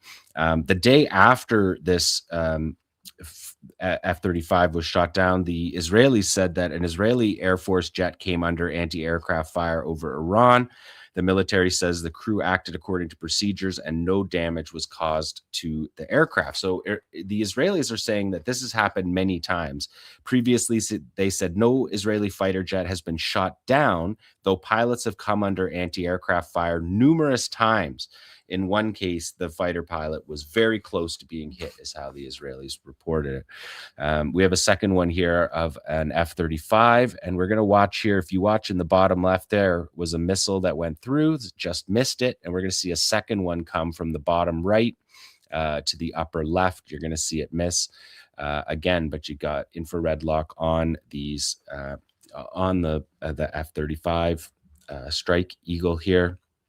And this operation, there goes the second missile that missed it, and you're going to see it dump flares here for the third missile that comes in. So they were all over this jet. You see it there. That's the first missile miss, and then you'll see in about 10 seconds from the bottom right to the upper left, clipping the bottom left of the box, you'll see the second projectile fire through. And these are part of Iran's integrated air defense. They have several different systems. There you saw it again. That was it. And now it's going to dump flares. Dumping flares is to try to throw off the thermal tracking of the missile. So significant. And then yesterday there was another one from civilian cameras that showed an F-18 being clipped from the ground, and CENTCOM came out and denied the claim. They said, false. The Islamic Revolutionary Guard Corps announced a U.S. F-18 was struck over central Iran using a new advanced air defense system. What is true, according to them, is no U.S. aircraft has been shot down by Iran. So they just answered a question that wasn't asked. Nobody said it was shot down, but it was clearly clipped. I'll bring you that footage next week once we have that verified and understand what we are looking at. And the systems that were brought it down, we take a look here at number 10 at the Majid system. This was some discussion about whether this is certainly a drone killer system. But the Iranians have their own indigenous air defense systems, like all of these systems, under sanctions for a generation, 2 generations.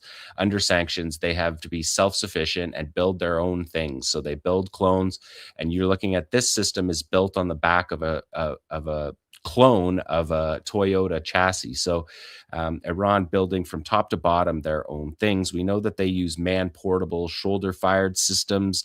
I showed you during the Yemen front, they use the track-based, the track launcher for the 358 missile. Those were drone killers. They also have the 359. This Majid system is a short-range, low-altitude system. There was some talk that this may have been the system that got the F-35, but I think we're going to see in a minute the one that actually did. But the Majid is a passive short-range air defense system, and passive means that it doesn't have a steady radar signature all the time. And the way U.S. fighter jets work is they suppress radar by identifying enemy radar and suppressing it. So the Iranians don't have that radar on to not allow it to be targeted, and they wait in an ambush, essentially in a guerrilla-style ambush. They pick an area where they believe, through intelligence that the fighter jets will go. Maybe it's to high-value targets, and they set up an ambush with multiple systems in that area.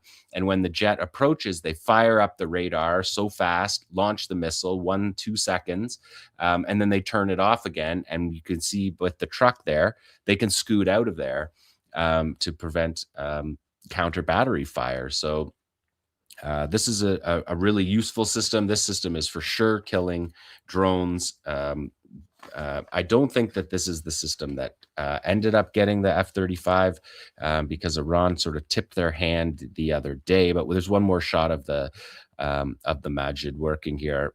You can see it launching its missiles, and the Israelis said that they've destroyed 85% of Iran's air defense and detection systems, which is absurd. It's not close to the number. It's an entirely made up number because they don't know the number that the Iranians have. So you have 85% of an unknown number. But it sounds good when you're telling your people why when you're trying to leave the war and you want to claim victory. So this Majid system, again, top to bottom, indigenously made Iranian system.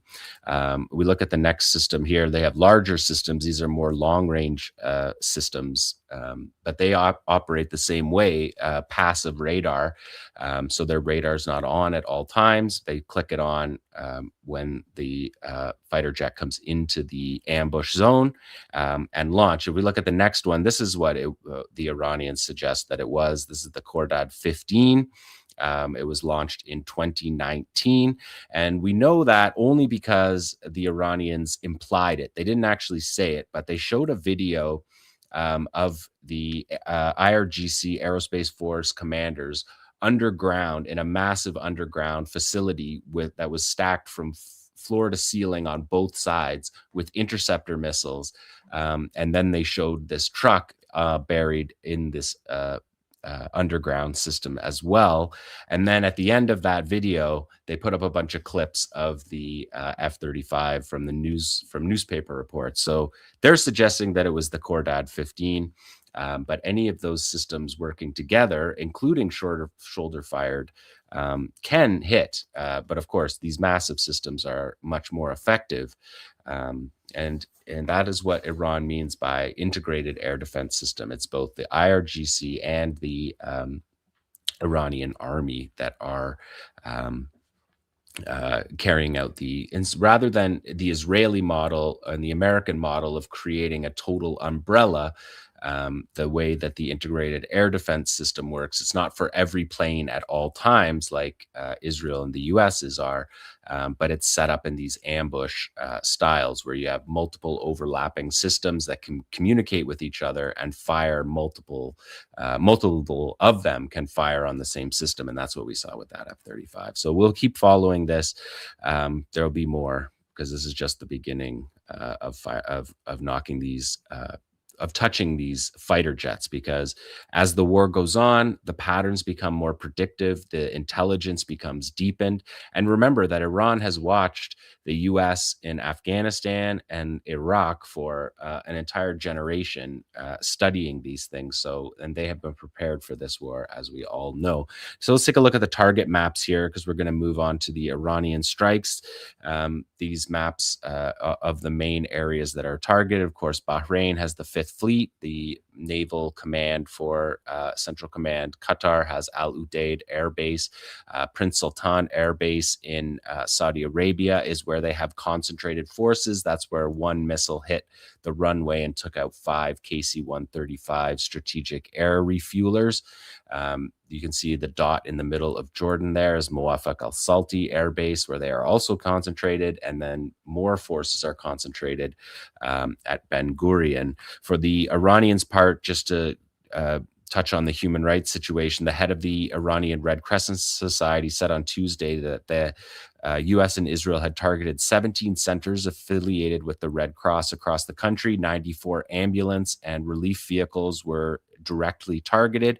The deputy head of Tehran Emergency said that the U.S. and Israeli terrorists had attacked 21 ambulances, 23 emergency bases in the first 26 days of the war. The deputy health minister said 190 medical centers were damaged or destroyed. 12 hospitals have been taken out of service. 190 health and medical centers have been damaged due to American Zionist attacks, and 12 hospitals, as I said, have been taken out of service. So typical Israeli war. Go for the hospitals and use human shields on your own side, which we will see coming up. According to Haaretz yesterday, Iran has fired 460 at least ballistic missiles at Israel, and at least as many more, 600 plus in the Gulf, along with more than 4,000 drones at this point. So this map shows you where those bases are. Some of those bases are, and again, in Kuwait, there's multiple bases that are being hammered constantly. So let's take a look at the number 16 here. This is part of the way that Iran has evaded air defenses is by launching these drones, and they launch them in an attack the same area as the ballistic missile attacks are targeting. We see the first fighters here that we have seen so far in the war this week. They showed up. We have a couple clips of them in there. You see the canister launched, multiple launch Shahed drone system. Here you see a fighter counting down. He's saluting the martyrs. Qasem Soleimani, of course, gets a significant shout out in this countdown. And then he's going to launch from this canister multiple drone launcher here. And the idea is to hit in waves.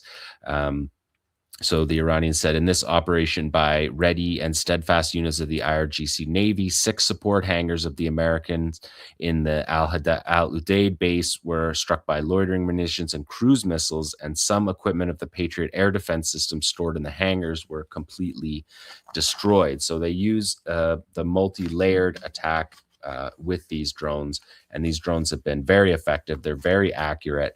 And they require fighter jets or $5 million interceptors to shoot them down.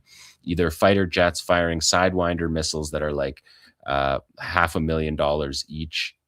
They fire multiple of them, or they fire millions of dollar interceptors at them in order to try to knock them down. So let's take a look at number 17, because this is the wave.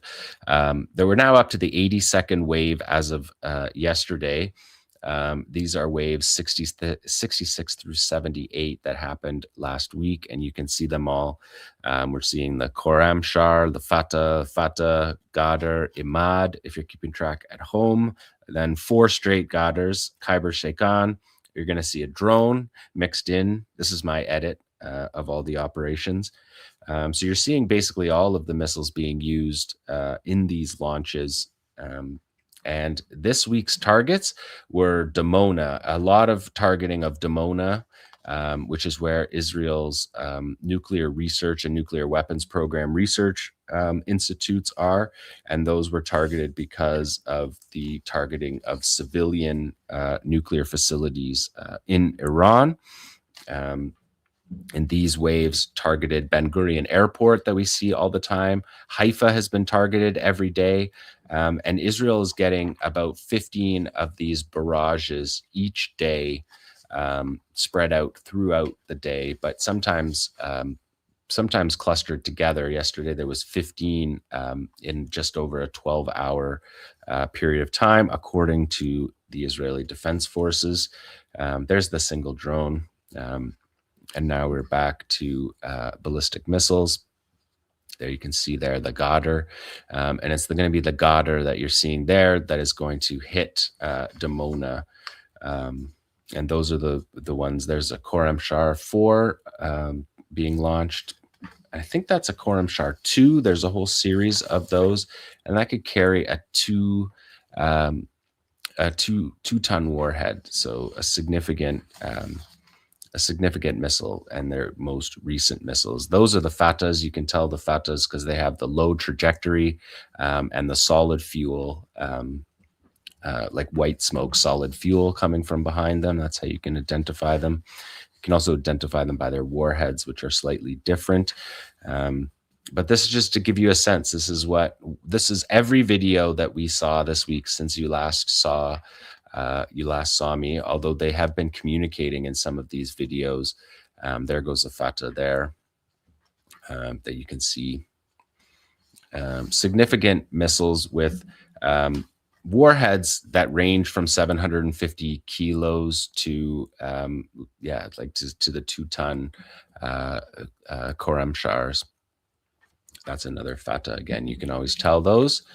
And they travel at hypersonic speeds, Mach 16 in flight and Mach 5 in its terminal phase. They're very difficult to intercept because of that speed. They can also alter their course in mid-flight, which means that if you're tracking them from long-distance radars and attempting to hone your closer radars using the early warning radars, the early warning radar will pick up the trajectory, and in the second stage, the missile will move, which will completely change the radar signature that is coming into the close-in radars that Israel is using up around for frontline operate for frontline interceptions. So let's look at number 18 here. This is a Ghadar, a Fatah, and an Imad that were launched towards Dimona on the weekend, and we'll show them going out here, and then we'll show them coming back in. Worth noting, The Economist wrote up the costs of the interceptors. They believe that at least 150 THAAD interceptors, those are the high altitude interceptors, the most expensive. They could be up to 30 million a unit. That 150 have been used so far in the first few days. And when they used 150 in the last True Promise 3, that was said to be a quarter of US stocks. So it sounds to me like they're well below half of their total inventory now, only 2 weeks into the 4 weeks into the war, but this is only covering the first 2 weeks. The cost of replacing the first 4 days worth of munitions was $26 billion. America is thought to have used 300 Tomahawk cruise missiles in the opening day, but the Pentagon had planned to buy just 57 in this coming fiscal year. There have been no delivery of THAAD interceptors since 2023, and the Pentagon has not placed any new orders this year. According to The Economist, a puny 39 interceptors were slated for delivery in 2027, 6 years after they were being ordered. So they're using these munitions that they cannot replace, that will not be replaced for many, many years, and significantly weaken the air defense systems of the U.S., of Israel, and of U.S. allies all over the world, not just in the Gulf, although they've taken the THAAD batteries from other places in the world and dropped them into the Middle East after radars were destroyed. Let's take a look at number 19. It's going to have audio. This is the missile incoming into Dimona.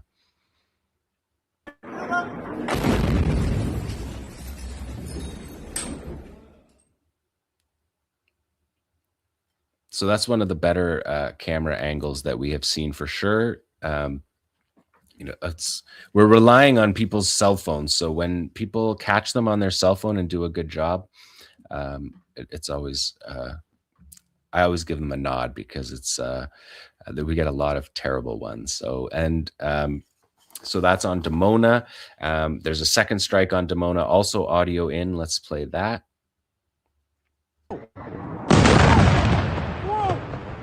Whoa! About. So that's a 750 kilo warhead hitting Dimona and the nuclear research, aiming for the nuclear research sites associated with Dimona. And we have one more that came in Arad, which is just a little bit south. In this next one here, you'll see with no audio, pretty significant strike again. And we've been showing you a lot of missiles with submunitions, but these are heavy warheads hitting that have significant blast radiuses in the, scores of meters, if not hundreds of meters of destruction zone. And on this one, these weekend of hits on Israel, the Qassam Brigade spokesman Abu Obaida spoke up on Dimona, and he said, "We view with immense pride the powerful missile strikes carried out by Iran's Revolutionary Guards this evening, targeting areas deep within the criminal entity. This enemy understands only the language of force, and responding to a blow with two and making the price a heavy price is what will force Israel to stop its aggression. Without that, it will continue to rampage and target Arab and Islamic nations one after another." So that's, I think, a fairly accurate statement by Abu Obaida. Let's take a look at 22 here, because this is the submunitions coming from the Khorram Shar 4, as I've shown you a number of times. But look there in the right, that is Iron Dome interceptors that are, you can see they're having a really hard time understanding the assignment here. This is the first time we have seen the Iron Dome used against the submunitions, and you can see they are flailing. I don't know if that's a military term, but they're flailing. Look at, they're going back and they change directions to go the opposite way as the missiles all fly by them. So doesn't appear that the Iron Dome is up to the task, judging by these images. You can see the bottom there, the right two that almost bounce off the wall there. Those are the Tamar interceptors. And you can see the missiles just flying all by there. Number 23 here, we're going to see one of these interceptors fall into Haifa, okay, right into downtown Haifa, which is what Israel and Trump always accuses everyone else of doing, firing rockets that hit their own people, even though they never show footage of that actually happening. But here, we've seen a bunch of these. I just thought I'd bring one to show you. That's a pretty clear one. I mean, the other day on the Lebanon front, Israel shelled a kibbutz on the border and killed an Israeli, firing 5 shells of friendly fire. But you can see the Tamar interceptor crashing down in front, and that's a taxi driver just sitting there in his car. And let's take a look at this next one, because this is number 24 here. We're going to watch Bahrain and the U.S. Send a $5 million interceptor into a neighborhood in Bahrain. Do we have that 24?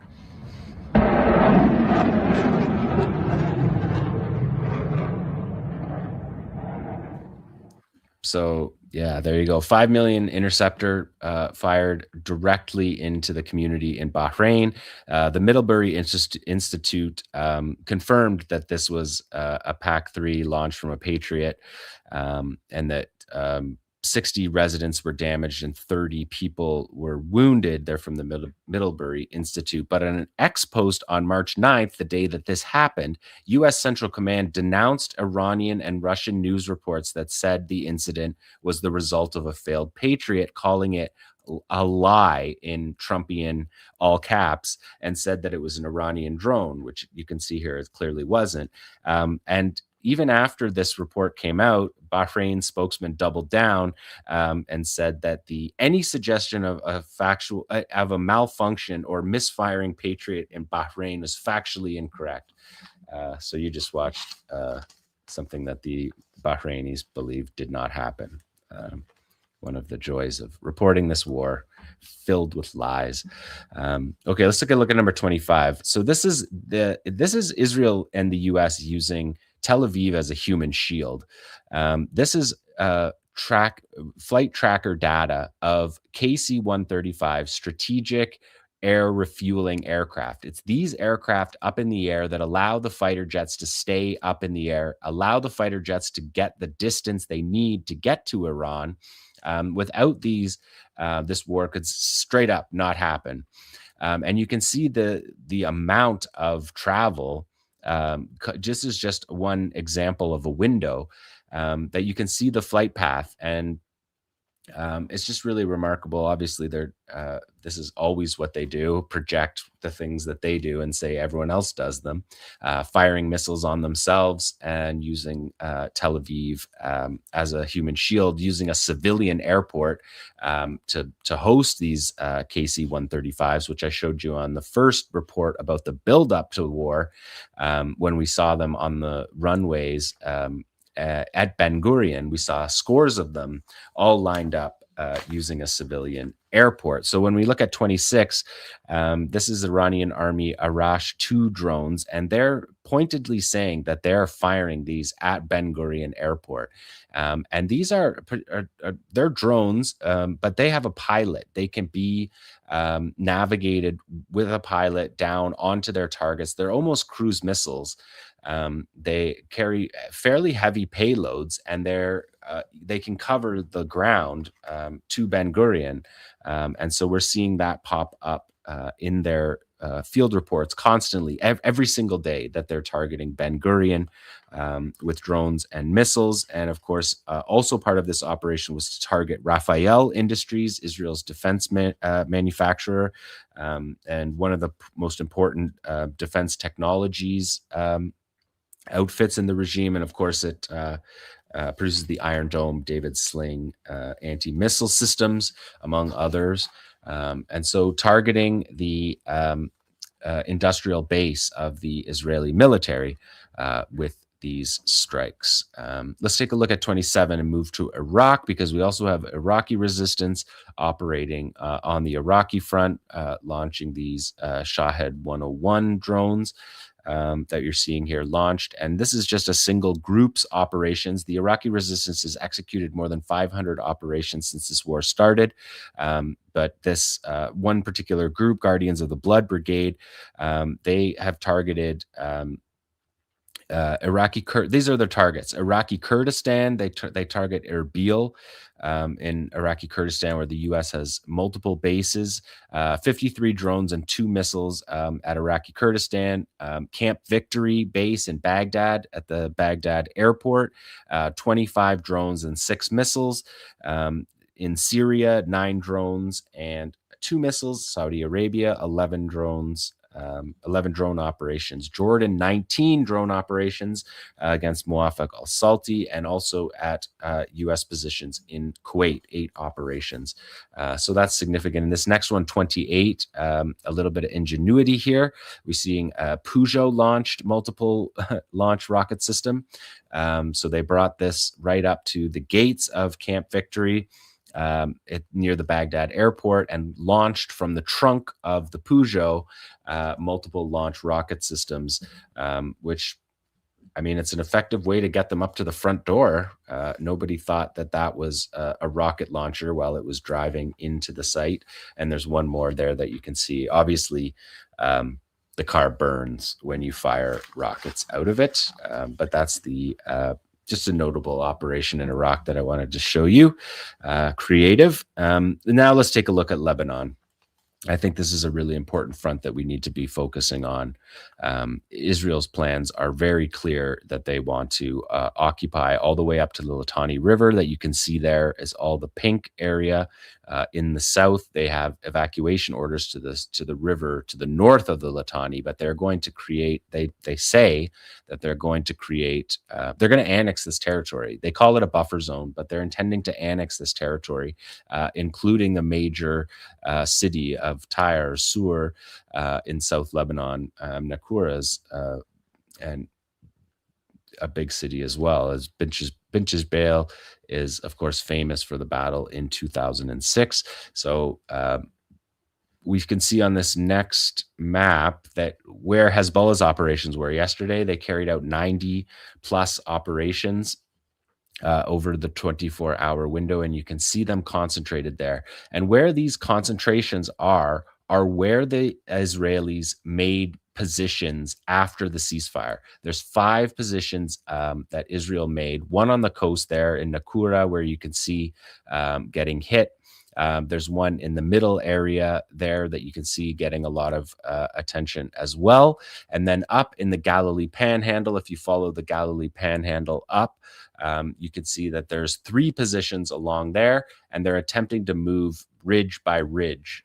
This map has the contours of the land, so you can see the fighting is happening now on the 3rd ridge, and this is the ridge that the Israelis would have taken in the previous battle, but they were repelled by Hezbollah, and as you can see by a single day's operations, that they're being repelled as well right now at the beginning of this war. Yeah, we could look at the next slide. You can see they celebrated this. They celebrated 87, and then they went on and carried out 8 more operations before the night closed. But they fired on 21 Merkava tanks, 3 D9 armored bulldozers, 2 Humvees, and their operations were focused 60%, 60 of the 87 were inside of Lebanon. So targeting Israeli troops inside of Lebanon, but also 34 operations in Israel. And so far we've seen about 50-50 split between those operations. But yesterday was definitely focused on the soldiers that are now moving into Lebanon. There's 5 divisions of the IDF moving into South Lebanon right now, which could amount to something like 100,000 troops if it's a full complement of each division. It's not clear that at this point that is what it is, but they are 5 divisions right now on the border. This mocks, this poster that the resistance released mocks Benjamin Netanyahu, saying this is no longer Hezbollah itself. We pushed their capabilities back decades. And I mean, you could have picked any number of comments from Netanyahu saying that they had defeated Hezbollah. They clearly have not. Hezbollah has carried out 811 operations in the 24 days since they joined the battle. So let's take a look at 31. This is the 𝐄𝐥𝐿 Bridge, a crucial bridge on the coastal road. You can see they're destroyed. This is Israel destroying it. They've been attacking the bridges. They attacked something like 10 of the 18 key bridges just in the first day. And they're going to continue attacking these bridges.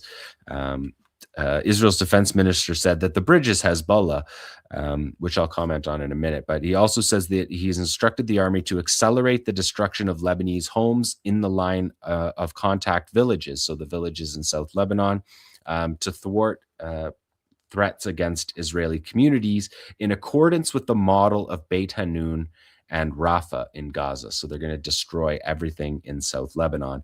And to say that the bridges were Hezbollah is interesting, because Hezbollah, there's a saying in South Lebanon where people say everything is Hezbollah down here, even the rocks. And it's an allusion to Hezbollah using rock decoys as IEDs or as listening devices that look like rocks, but are actually resistance fighters. And so to hear Israel's defense minister, who knows nothing about defense and is just a lackey for Netanyahu, say that the bridges are Hezbollah is made me think of that. And now let's look at 32. We can see an ambush of Merkava tanks here. We're going to see them from far away. I talked to you about this last week, about why there's not cameras up close, because of the distance that the troops are from each other, because of the landscape of the land. We're looking at thermal imaging in the middle of the night here, and we see 6 tanks being shown in red. You're going to see those tanks get fired on there. The first one fired on. 3 of them are hit here as we watch it unfold. You can see the thermal there on those 2 clearly being hit and burning. There again from a different angle of the 2 burning. This was part of a larger operation where 6 tanks were hit in 90 minutes around 1 a.m. Last Thursday morning. And the thermal imaging shows the 3 burning tanks. And at the end here, you're going to see, well, there you see more of the burning tanks, but you're going to see soldiers dismounted running away, presumably because their tank's not the best way to move through the territory as it's burning, clearly. And that's what we see on this. We're going to see after this burn, we'll see the soldiers. You'll be able to see them running. Fleeing the battle space without the tanks on which they rode in.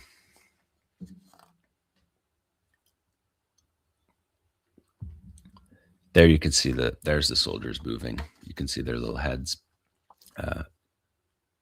You can see their little heads running there, particularly in the one that's second from the right. You can see the soldiers running because they have lost their chariot. Pun intended. Okay, let's look at 33 because we have an anti-tank guided missile strike against a D9 bulldozer. Again, at distance, the fighters aren't at this point, although we did see fighters with RPG 29s in Israeli propaganda footage of a position that they overran and found weapons, and one was an RPG 29. But you can see here the D9 armored bulldozer that we're so used to in Gaza being hit and will be a factor. There you see it being hit, and there's smoke coming up. These D9s presumably will be playing a role in Lebanon if destruction is really the Israeli intention. But Hezbollah has a lot more sophisticated and deadly anti-tank weaponry than Qassam had in Gaza, and we know how the D9s fared in Gaza, not super well. Let's go to 34. This is a concealed launcher. People say, oh, well, the Israelis can see everything in South Lebanon. I mean, they clearly cannot. That's how you execute 90 operations in a day.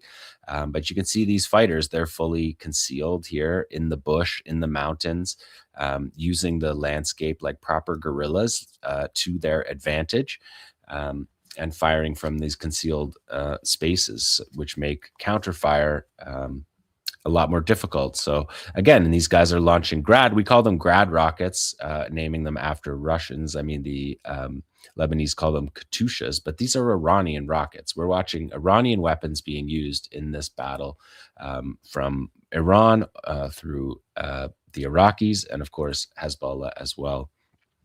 So that's how they conceal. And Hezbollah has launched 3,500 rockets in the last 24 days, which is more than were launched in the July 2006 war, and more than 700 of the rockets as of a week ago were fired from south of the Litani. So they're firing rockets from south of the Litani at Israeli positions along the border of troops that are attempting to advance into Lebanon. Let's look at 35, because you see a tunnel-based drone swarm attack here. When Israel's saying that they have knocked out 95% or 90%, and they make up these numbers, they don't know how many there are.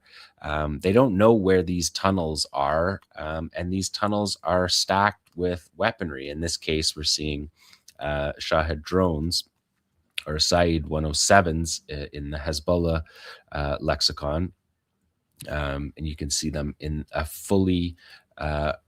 full underground tunnel network system that connects to bases, to rearming, where fighters can be safe to plan these operations. They come out, they're concealed, they're coming out in the forest and launching these drone attacks. And these drone attacks are accurate, and they're hitting Israeli bases. This is against an Israeli base in the Upper Galilee, the Alexandroni Brigade base is being hit with these drones. So sophisticated capabilities, and also just a show that there is more behind what we're seeing right here. Let's look at 36, because Hezbollah has pulled out the short-range tactical ballistic missiles. We're watching the missile launcher truck here. We're driving with them to the launch site. So not only are they not being seen, but they're literally driving trucks with launchers on the back. And there you can see Hisham Saifuddin and Nasrallah and Naim Qassem, the leaders of Hezbollah, two assassinated, and the current leader. And this is the launch of a Fatah 110. This is a precision-guided ballistic missile with a 500-kilogram warhead. These are a devastating weapon. They're very accurate, and they are what Iran used to devastate the Gulf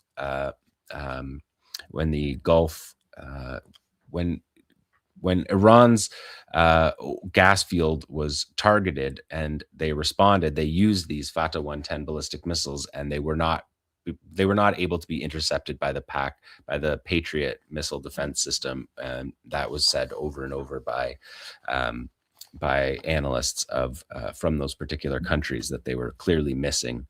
Okay, 37 here is this is another Fatah class. You can see there in Haifa. We're going to a secret base. This base is classified. It doesn't exist. Israel doesn't say it exists, but here Hezbollah puts it on a map for you and then hammers it with a precision guided Fatah 110 ballistic missiles. Could be a Fatah 360. We haven't actually seen the full dimensions of it, but Hezbollah hadn't had Fatah 360s before. They have had Fatah 110s. So if they do have 360s, that's the first time that we've known them to have them. But these look like 110s to me. There's very little difference between the two observable. 𝐓𝐡𝐞 Naval Base that is being targeted here is the home of Israel's Tier 1 Special Forces, their naval commandos, 𝐓𝐡𝐞 13 or Flotilla 13. These are Israel's heroes who sack hospitals and take pictures of it in Gaza. They are the hospital sackers. That was their job all throughout the Gaza genocide. Sack hospitals, take pictures inside, and many of the doctors disappeared and haven't been heard from since. That's their Tier 1 Special Forces. That's what they do. Let's look at 38 because we're seeing a Fatah again being launched against a Israeli drone command base east of Safed in the Upper Galilee. We're also going to see a Pava cruise missile, which is one of the cruise missiles that was used in True Promise 1, 2, and 3 when Iran fired them. So a lot of Iranian weapons here with Hezbollah, as we have long known. And they, on the cruise missile, after they launch it, you're going to see the face of the martyr here. He's a Mujahid engineer, Ahmed al-Musawi, and he was killed in 2024 in the previous round of war. There's the Pava cruise missile, turbojet engine, extremely accurate, can be steered while it's in the air to get it on its target. A significant weapon that are being fired at these bases. They're hitting the bases, and we're not hearing anything about it in Israel. I think that there is censorship right now in Israel beyond what we have ever known to happen in Israel. We still do get some of these videos for sure when they hit cities, but out in the bases, it's a little more difficult. And that will be, well, they took the satellite images away from us, so we can't use satellite images to see the damage. And that was, of course, the whole point. Yeah, one more rocket operation. That's I think I just bring you a cross section of operations, but this one is remarkable. You can see them loading up the Grad rocket launcher, multiple rocket launcher. That's putting the fuses on them. We saw that happen in Gaza as well with the rocket artillery.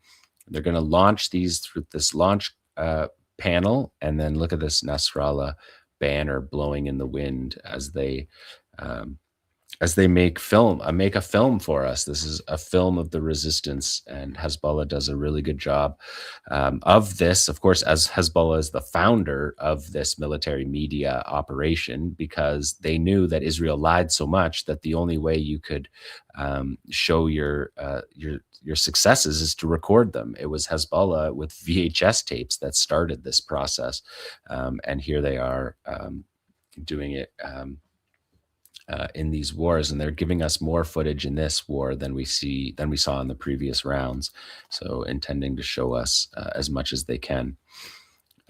Okay, one more, number 40. The last one here is a man-portable MISAG surface-to-air missile, shoulder-fired. You're going to see them tracking a Hermes 450. The Hermes is a Elbit drone, but it's slow, it's low, and these Iranian surface-to-air missiles, anti-aircraft missiles, are going to do a number on the drones for sure. And Iran also has the 358, which is what took down the Hermes 900s in the previous rounds. There you can see the drone falling to pieces. And the MISAG is made by Shahid Industries, the same industry that makes the drones. And so you're seeing the Iranian indigenous military industrial complex functioning on all these battlefronts of the resistance axis.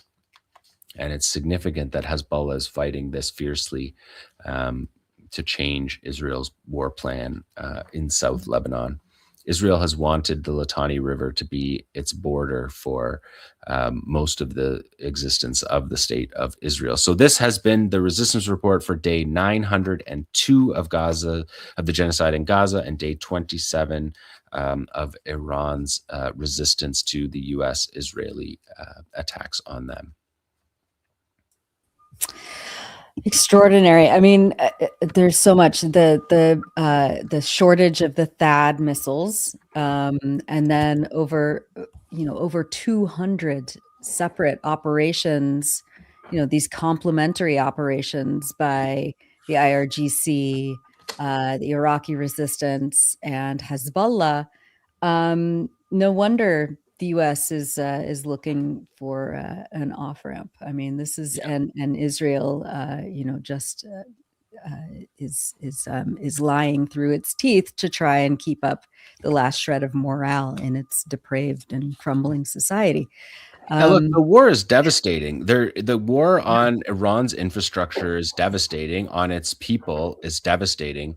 But Iran is winning the war, so the war can continue under these under this framework, and the interceptors go lower, and so Iran can carry this battle out. They have a clear battle plan that had been prepared for a generation, and they're executing it, and could continue to execute it for many more months should they need to, unless Trump can find his famous off-ramp.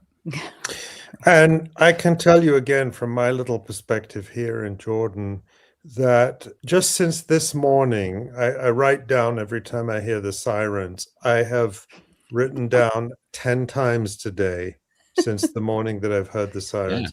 And it's possible I missed one, if you've got your earphones on, or you're somewhere in the house where you might miss it, but I counted 10. And keep in mind that they don't sound the sirens after midnight or 1 a.m. here. So there are, because there's no, it's like, first of all, we're not really in danger. I mean, there's an infinitesimal danger, but also there's no shelters. So it's like at night, people are in their homes anyway. So it makes sense not to sound them at night. But you can see that they're attacking during the night too. So during the day today, it's been just under once every hour. So that pace is definitely accelerating. Yeah, I mean, it's keeping the Israelis in the shelters, right? Yeah. There's no question that it's picked up over the last week, and the targeting is high-value targets, for sure. And you hear the booms. I mean, the sound pattern is, I'm not an expert. I'm just telling you what I hear. You can hear when there are interceptions of the, whatever they're using in Israel, the Iron Dome or the David Sling, because you hear a lot of booms together. You're not hearing that anymore. You're just hearing the one big boom. And sometimes I'm hearing the one big boom, and then after that, I'm hearing interceptors go off. So I don't know what, these are all my very impressionistic, anecdotal, but you notice the patterns changing. Yeah, when they say that rockets or missiles are down 90%, they're only saying that based on the day one shock and awe. If you take it down to the next day or the day after and go from that trajectory, they're increasing every day. So they're just playing semantic games, manipulating statistics, and then creating them, juking the stats, whole cloth. Yeah, no kidding. It's that's also Israeli state policy since the beginning of the state project. And the U.S. is happily involved in lying every single day, and it's getting. They're getting mocked mercilessly online for it because, because with the U.S. there's a lot of people that fought in the U.S. military. There's a lot of people out there watching that know what is supposed to happen because they worked on it. Millions of them, and they worked on them in battle, situations during the war on terror and invasions of Afghanistan and Iraq. So, this whole administration is just it's embarrassing, right across the board. But the way that they've handled the lying about military has been pathological. unbecoming. Well, speaking of which, Ali, you're going to briefly take us through kind of the geopolitical analysis of where we're at and whether there is any off-ramps on this highway to the destruction of Western imperialism in the region. Yeah, I'll try to do this briefly. We'll see Yeah. if we can get out in 3, the whole show in 3 hours. There's a lot to cover, but we'll give it a try, and then we'll come back and see if you guys have any thoughts on what I say. So wonderful. All right. Go for it. So a reminder, you're listening to the Electronic Intifada live stream. I'm Ali Abunimah. We're now almost 4 weeks into this war. And the question is there any end in sight? Recent statements by Donald Trump claim that Iran is actively seeking negotiations, though he says they're doing it privately. He said it today that Iran is in negotiations and wants to make a deal, that they're desperate to make a deal. This is Trump speaking at an event on Wednesday, March 25th, at the to a group of Republican Congress members. Let's take a look. In the Middle East with Iran, and they are negotiating, by the way, and they want to make a deal so badly, but they're afraid to say it because they figure they'll be killed by their own people. They're also afraid they'll be killed by us. There's never been. So let's try to sort out what's going on. In the past couple of days, media have been reporting that the United States sent a 15-point proposal to Iran using Pakistan as an intermediary. Well, what is in it?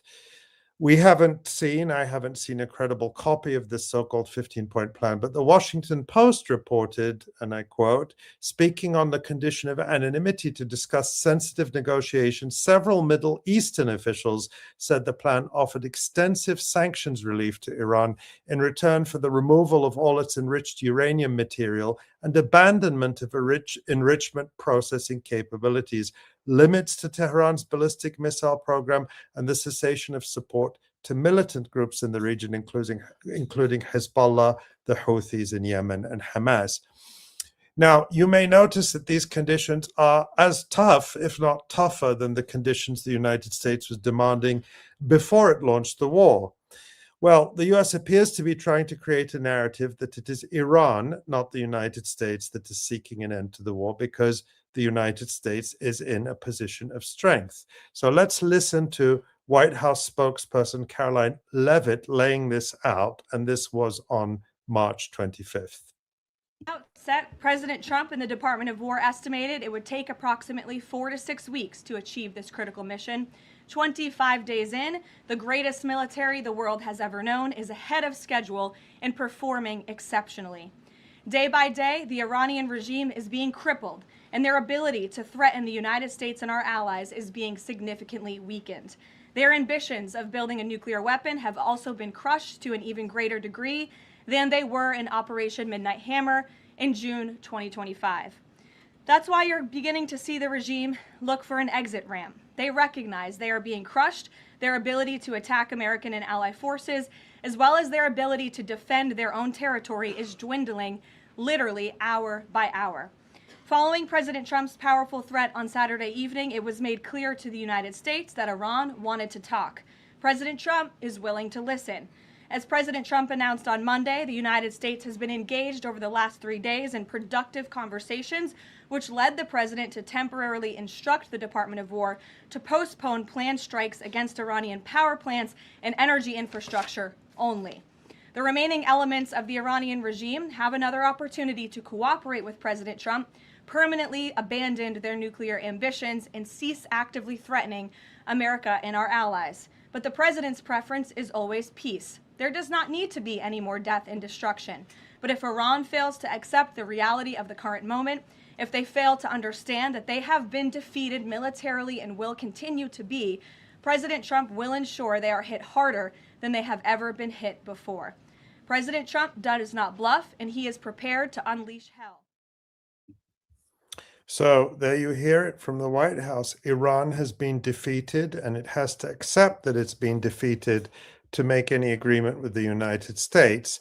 Now, you do not need to go very far. If you've just listened to my colleague Jon Elmer's report, you would know that it is the United States military and Israel that have taken a beating, but you don't have to take that only from the excellent first-class reporting here at the Electronic Intifada. You can also now read this in such pro-regime, pro-US regime outlets as the New York Times, which is running this extraordinary headline. Iran's attacks force US troops to work remotely. And this is another one of the New York Times' cute headlines that it often uses to cover up bigger truths or war crimes. But basically, they're likening American military forces and presumably Israeli forces to office workers working from home. But they're not working from home. And let's get into some of what the story says. It begins, Iran has bombed US bases across the Middle East in retaliation for the US-Israeli war, forcing many American troops to relocate to hotels and office spaces throughout the region. So now much of the land-based military is in essence fighting the war while working remotely, with the exception of fighter pilots and crews operating and maintaining warplanes. And they quote this great passage here. Yes, we have the ability to set up expedient operation centers, but you're absolutely going to lose capability, said Master Sergeant Wes J. Bryant, a retired special operations targeting specialist in the US Air Force. You can't just put all that equipment on top of a hotel, for example. And then the New York Times says a US military official said that troops are not working from the roofs of civilian hotels. Note it says the roofs there. It doesn't deny that they're working inside the hotels. But we have also this extraordinary admission. Quote, many of the 13 military bases in the region used by American troops are all but uninhabitable, with the ones in Kuwait, which is next door to Iran, suffering perhaps the most damage.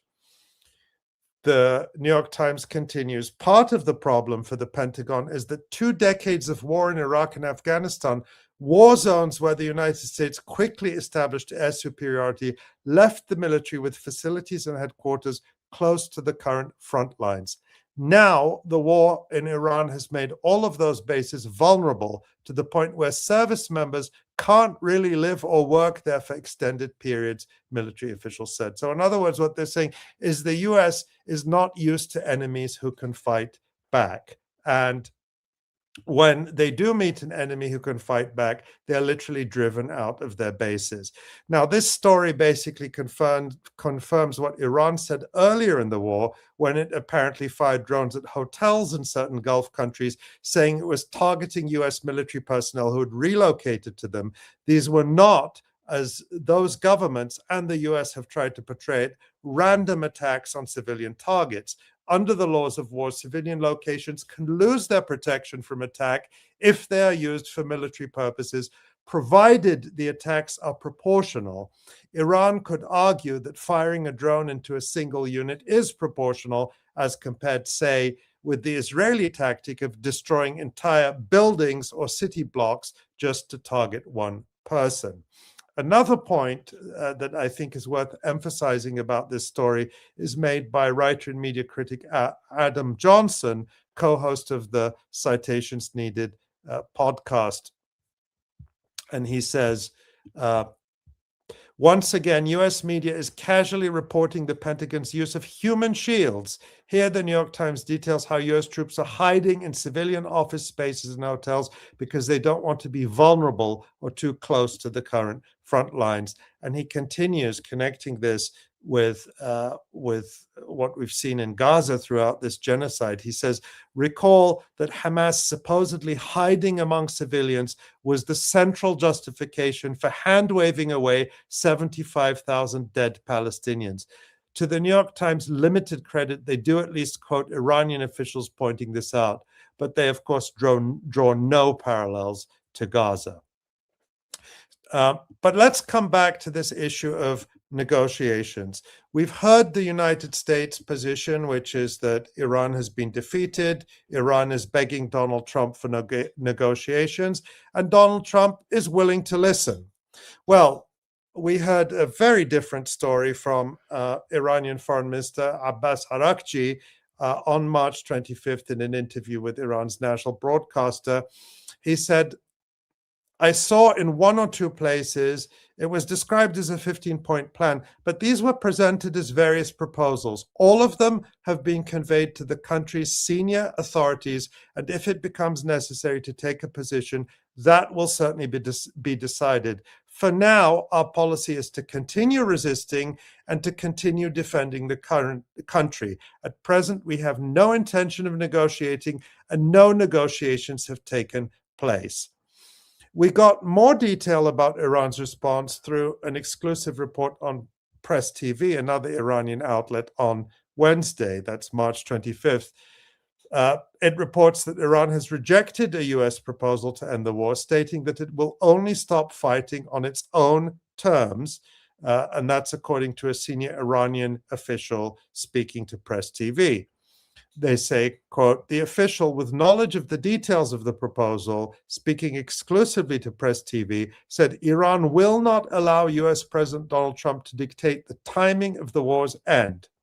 Press TV adds, according to the official, Washington has been pursuing negotiations through various diplomatic channels, putting forward proposals that Tehran views as excessive and disconnected from the reality of America's failure on the battlefield. So the Iranian version is that it is America that, if not entirely defeated, is certainly not doing very well on the battlefield.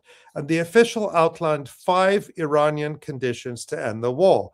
They are a complete halt to aggression and assassinations, the establishment of concrete mechanisms to ensure that the war is not reimposed on Iran, payment of damages and reparations, and, crucially, the end of the war across all fronts and for all resistance groups involved throughout the region. So Iran is tying an end to the war to the other fronts, which would include presumably Lebanon, Gaza, Iraq, and the other theaters where resistance is taking place. And finally, Iran says it will exercise sovereignty over the Strait of Hormuz, as this constitutes a guarantee for the implementation of the other parties' commitments, and this must be recognized. In other words, that is Iran's leverage, and Jon Elmer showed us how very effectively Iran is able to exercise its control of the Strait of Hormuz. Now, we have this reporting from the Wall Street Journal, for what it's worth. Let's take a look at it. The headline, Trump tells aides he wants speedy end to war. It says, President Trump has told associates in recent days that he wants to avoid a protracted war in Iran and that he hopes to bring the conflict to an end in the coming weeks. The president appears ready to shift his next big challenge. In other words, he's bored of this war. Another person who spoke to him recently said, though Trump didn't say what it might be, some allies are hopeful he can pivot to ousting the communist regime in Cuba, so a different war, while close advisors want him to focus on the most pressing issues facing voters, cost of living, high among them. Now, about escalation, the article tells us this. Trump is willing to order US troops on Iranian soil, but is reluctant to do so, in part because it could upend his goal of a speedier end to the conflict. He is concerned about the number of US troops killed or injured in the operation, that it could rise if the war continues. So, now,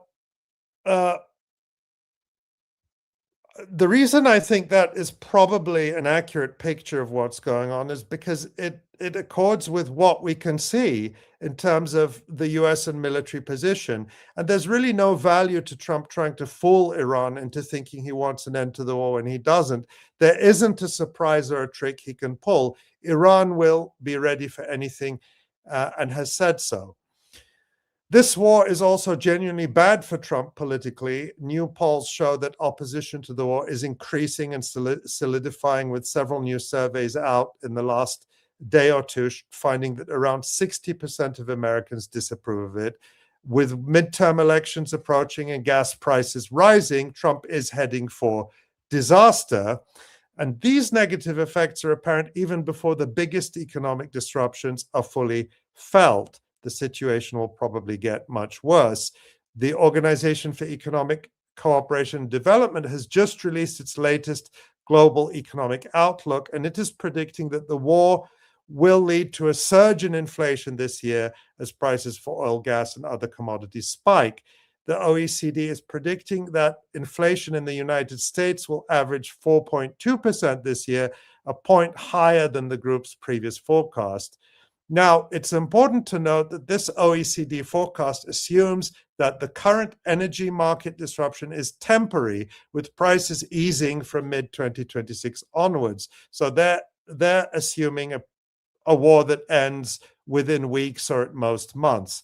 But if the war escalates and lasts much longer, then Professor Mohammed Marandi's assessment that it could lead to a global crisis worse than the Great Depression does not sound outlandish at all. So I think it is a fair assessment that the United States would probably get out of this war if it could, but not at the price of admitting any kind of failure or defeat. And that is the problem, because if you can't leave without acknowledging failure, then in practice, you can't leave at all.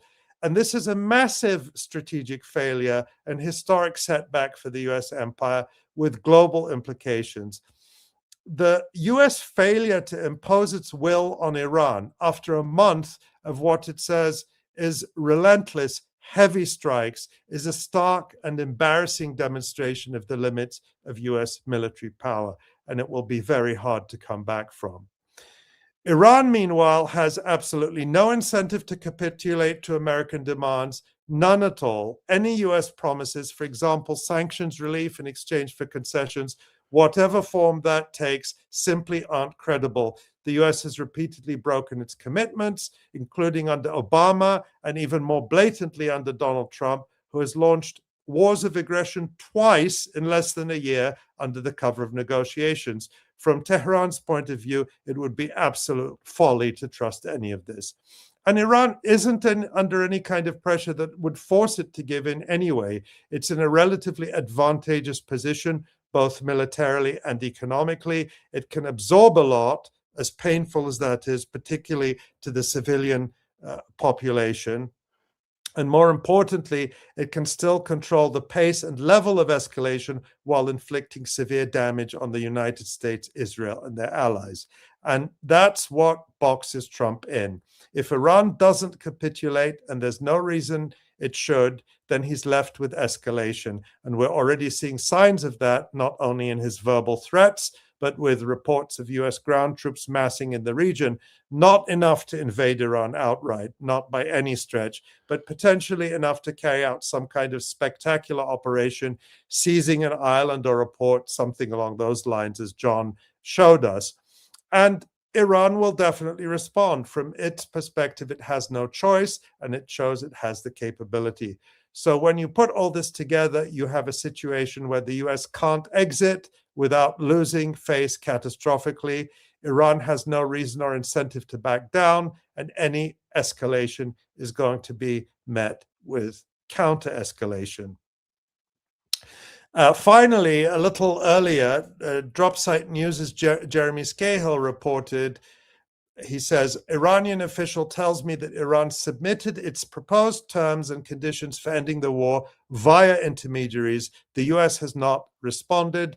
Trump keeps falsely claiming Iran is begging the US, but it's Trump's emissaries who have repeatedly been asking for talks. The terms and conditions we put forward were entirely reasonable, the Iranian official said. The US appears to have decided to continue the conflict and further escalate tensions.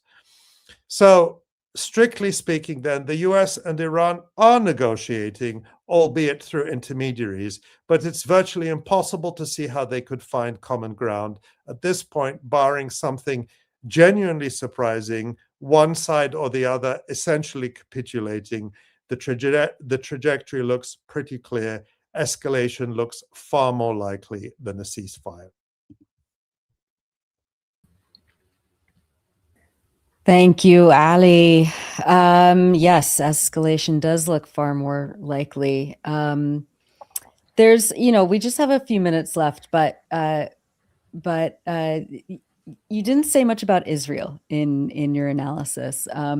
How does, political pressure from Israel to continue this war factor into all this? I mean, Netanyahu says, Iran won't decide when the war is done. I'm the decider, or whatever he said.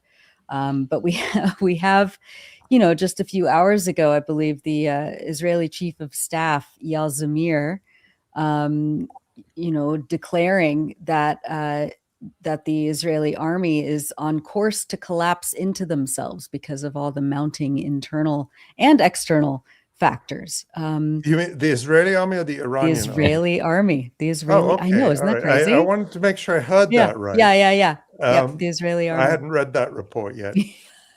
Well, it was in Ynet just a couple hours ago, but yeah. There's a lot of discussion about Israel's role in starting this war. And, clearly Netanyahu and Israel have played a role. They've been lobbying for this war for 40 years. We talk about the neocon agenda of targeting one country after another. And there is all of that, but that is not Israel alone. That is a common US-Israeli interest or strategy.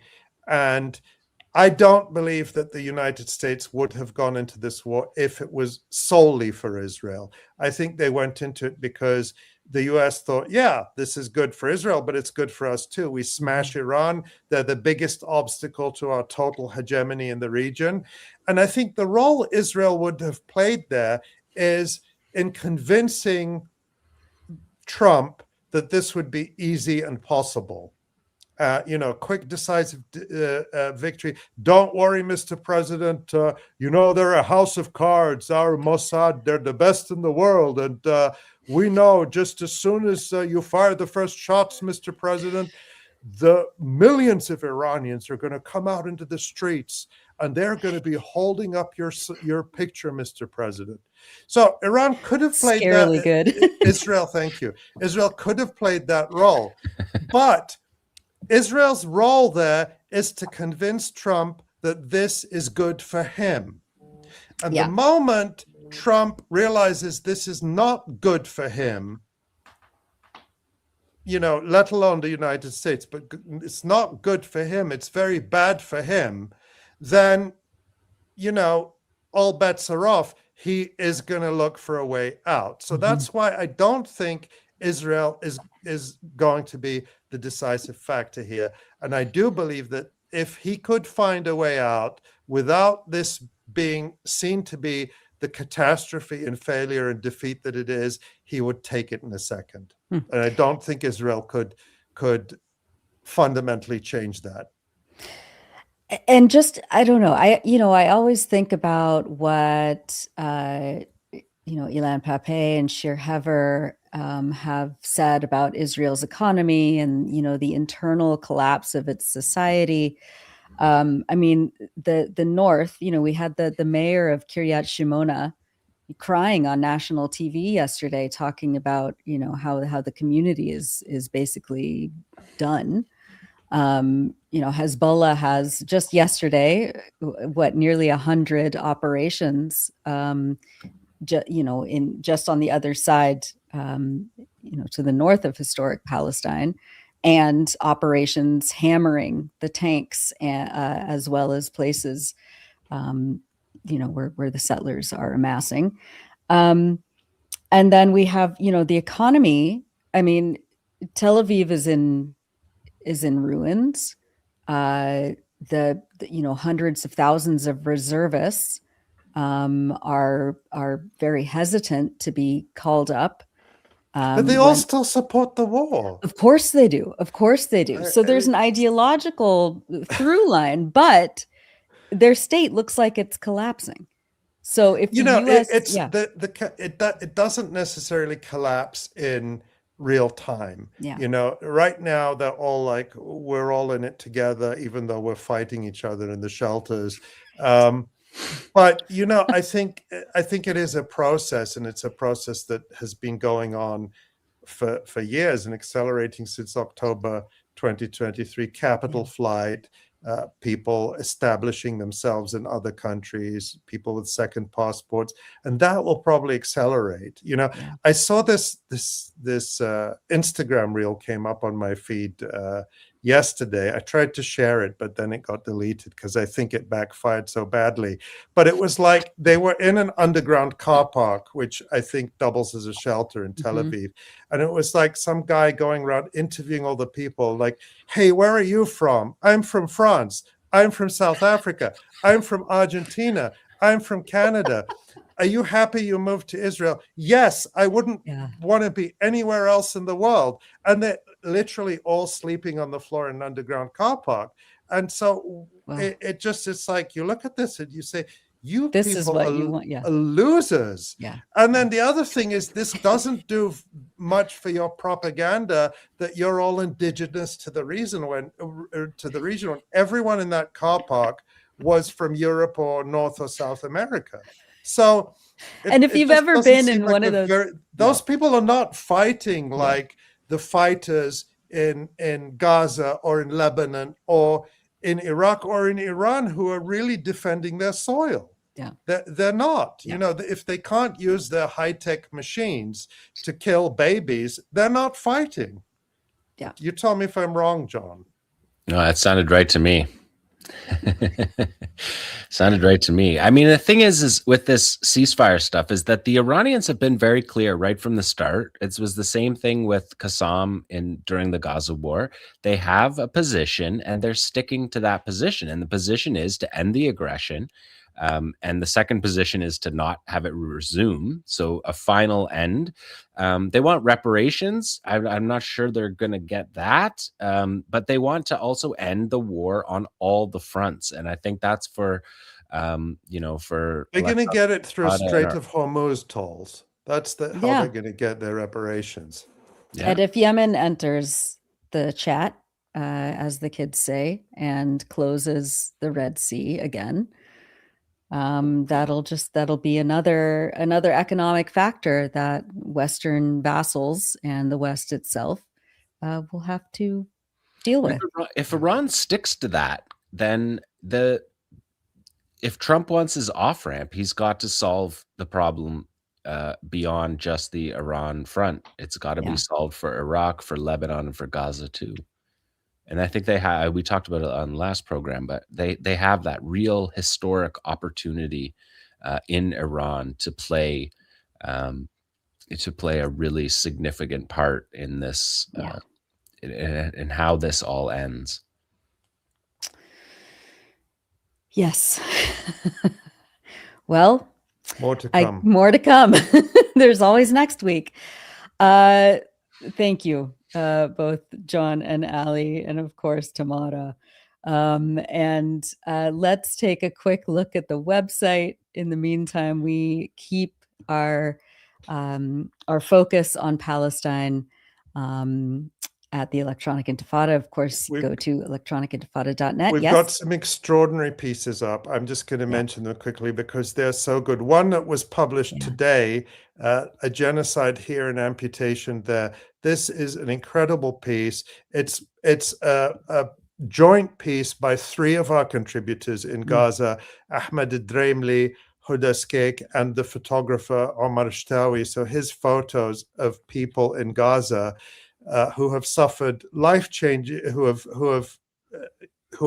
had life-changing injuries and disabilities because of the war, including losing limbs, losing eyesight, and how they and their families are trying to cope in the conditions that we heard Asem Alnabih describing at the beginning of the show. So this is a beautiful portrait of people in Gaza right now, A Genocide Here and Amputation There by Ahmed Dreimli, 𝐓𝐡𝐞 𝐄𝐥𝐞𝐿, and with the photos by Omar Shtawi. And extraordinary piece. And then right next to that, we've got Dublin denies freedom to students protesting against genocide. And I know people, particularly in Ireland, will be interested in this. This is written by Joshua Lobo, who is an activist, a graduate of UCD, University College Dublin, and who participated in the encampment there, which went from September until Irish police broke it up in January. And the encampment is to protest the renewed ties between the Israeli military and University College Dublin. And this is really, again, an extremely informative, an incredible piece. And then on the banner there at the top, we have a piece by our colleague David Cronin about the fake friction between Germany and Israel. That photos of Stefan Seibert, the extremely Zionist and pro-Israel German ambassador, who is being attacked really viciously in the Israeli media right now, because he uttered a few mild words of criticism about the ongoing settler pogroms in the West Bank, but it illustrates that no matter how much you grovel to Israel, they will come after you. And also how this fake dispute between Germany and Israel covers up Germany's deepening support for Israel during this genocide, including a recent agreement signed, first of its kind, between the German military and the Israeli military. So more great reporting by David Cronin. Incredible. Thank you, David. And of course, to keep this publication running and to keep this live stream going, right at the top of our homepage there is the Donate Now link. You can click that and become a monthly sustainer to the Electronic Intifada. Ali, we always want to thank people for their support. Who do we have to thank today? We're so grateful, and people can become monthly sustainers, or they can just make a one-time donation. They can do whatever is comfortable, and only do it if you can, but it's what keeps us going. And I was so touched by Asem Alnabih's words about saying how much the Electronic Intifada means to people in Gaza, and that's the highest possible praise to me. I feel that's a responsibility and an honor. We have to uphold what we do for them. And we're so proud to work with our colleagues in Gaza. And so it's your support that makes us possible, that allows us to keep working with them and supporting with them, but to do so much more. All of the analysis you just saw from Jon, the news that Nora gave us at the beginning, all the work Tamara does week round to make this program possible, as well as all of the colleagues doing the editing, writing, researching, and reporting. All of that is thanks to you. So just a few words of thanks to Inga, Omar, James, Adrian, John, Dorothy, Janice, Helen, Isfandyar, and Christopher, Patty, Sierra, Susan, and Anya. Thank you all so much for your support, and thank you to everyone else who likes, shares, reads, listens, supports us, and makes this work possible. Thank you for helping us to tell the world these truths and to pierce through the fog of lies from the mainstream media. That's what we do. It sure is. Thank you, Ali. And with that, I want to thank Tamara, of course, Tamara Nasser, our director and producer. Thank you for all you do. Thanks to Eli Gerzon for social media production. Thanks to Pierre Loisel for radio production. Thank you to Michael F. Brown, of course. Maureen Claire Murphy, our senior editor, everyone at the Electronic Intifada. And on behalf of all of us, myself, Ali, Jon, Tamara, and Asa, thank you all, and we will see you next week.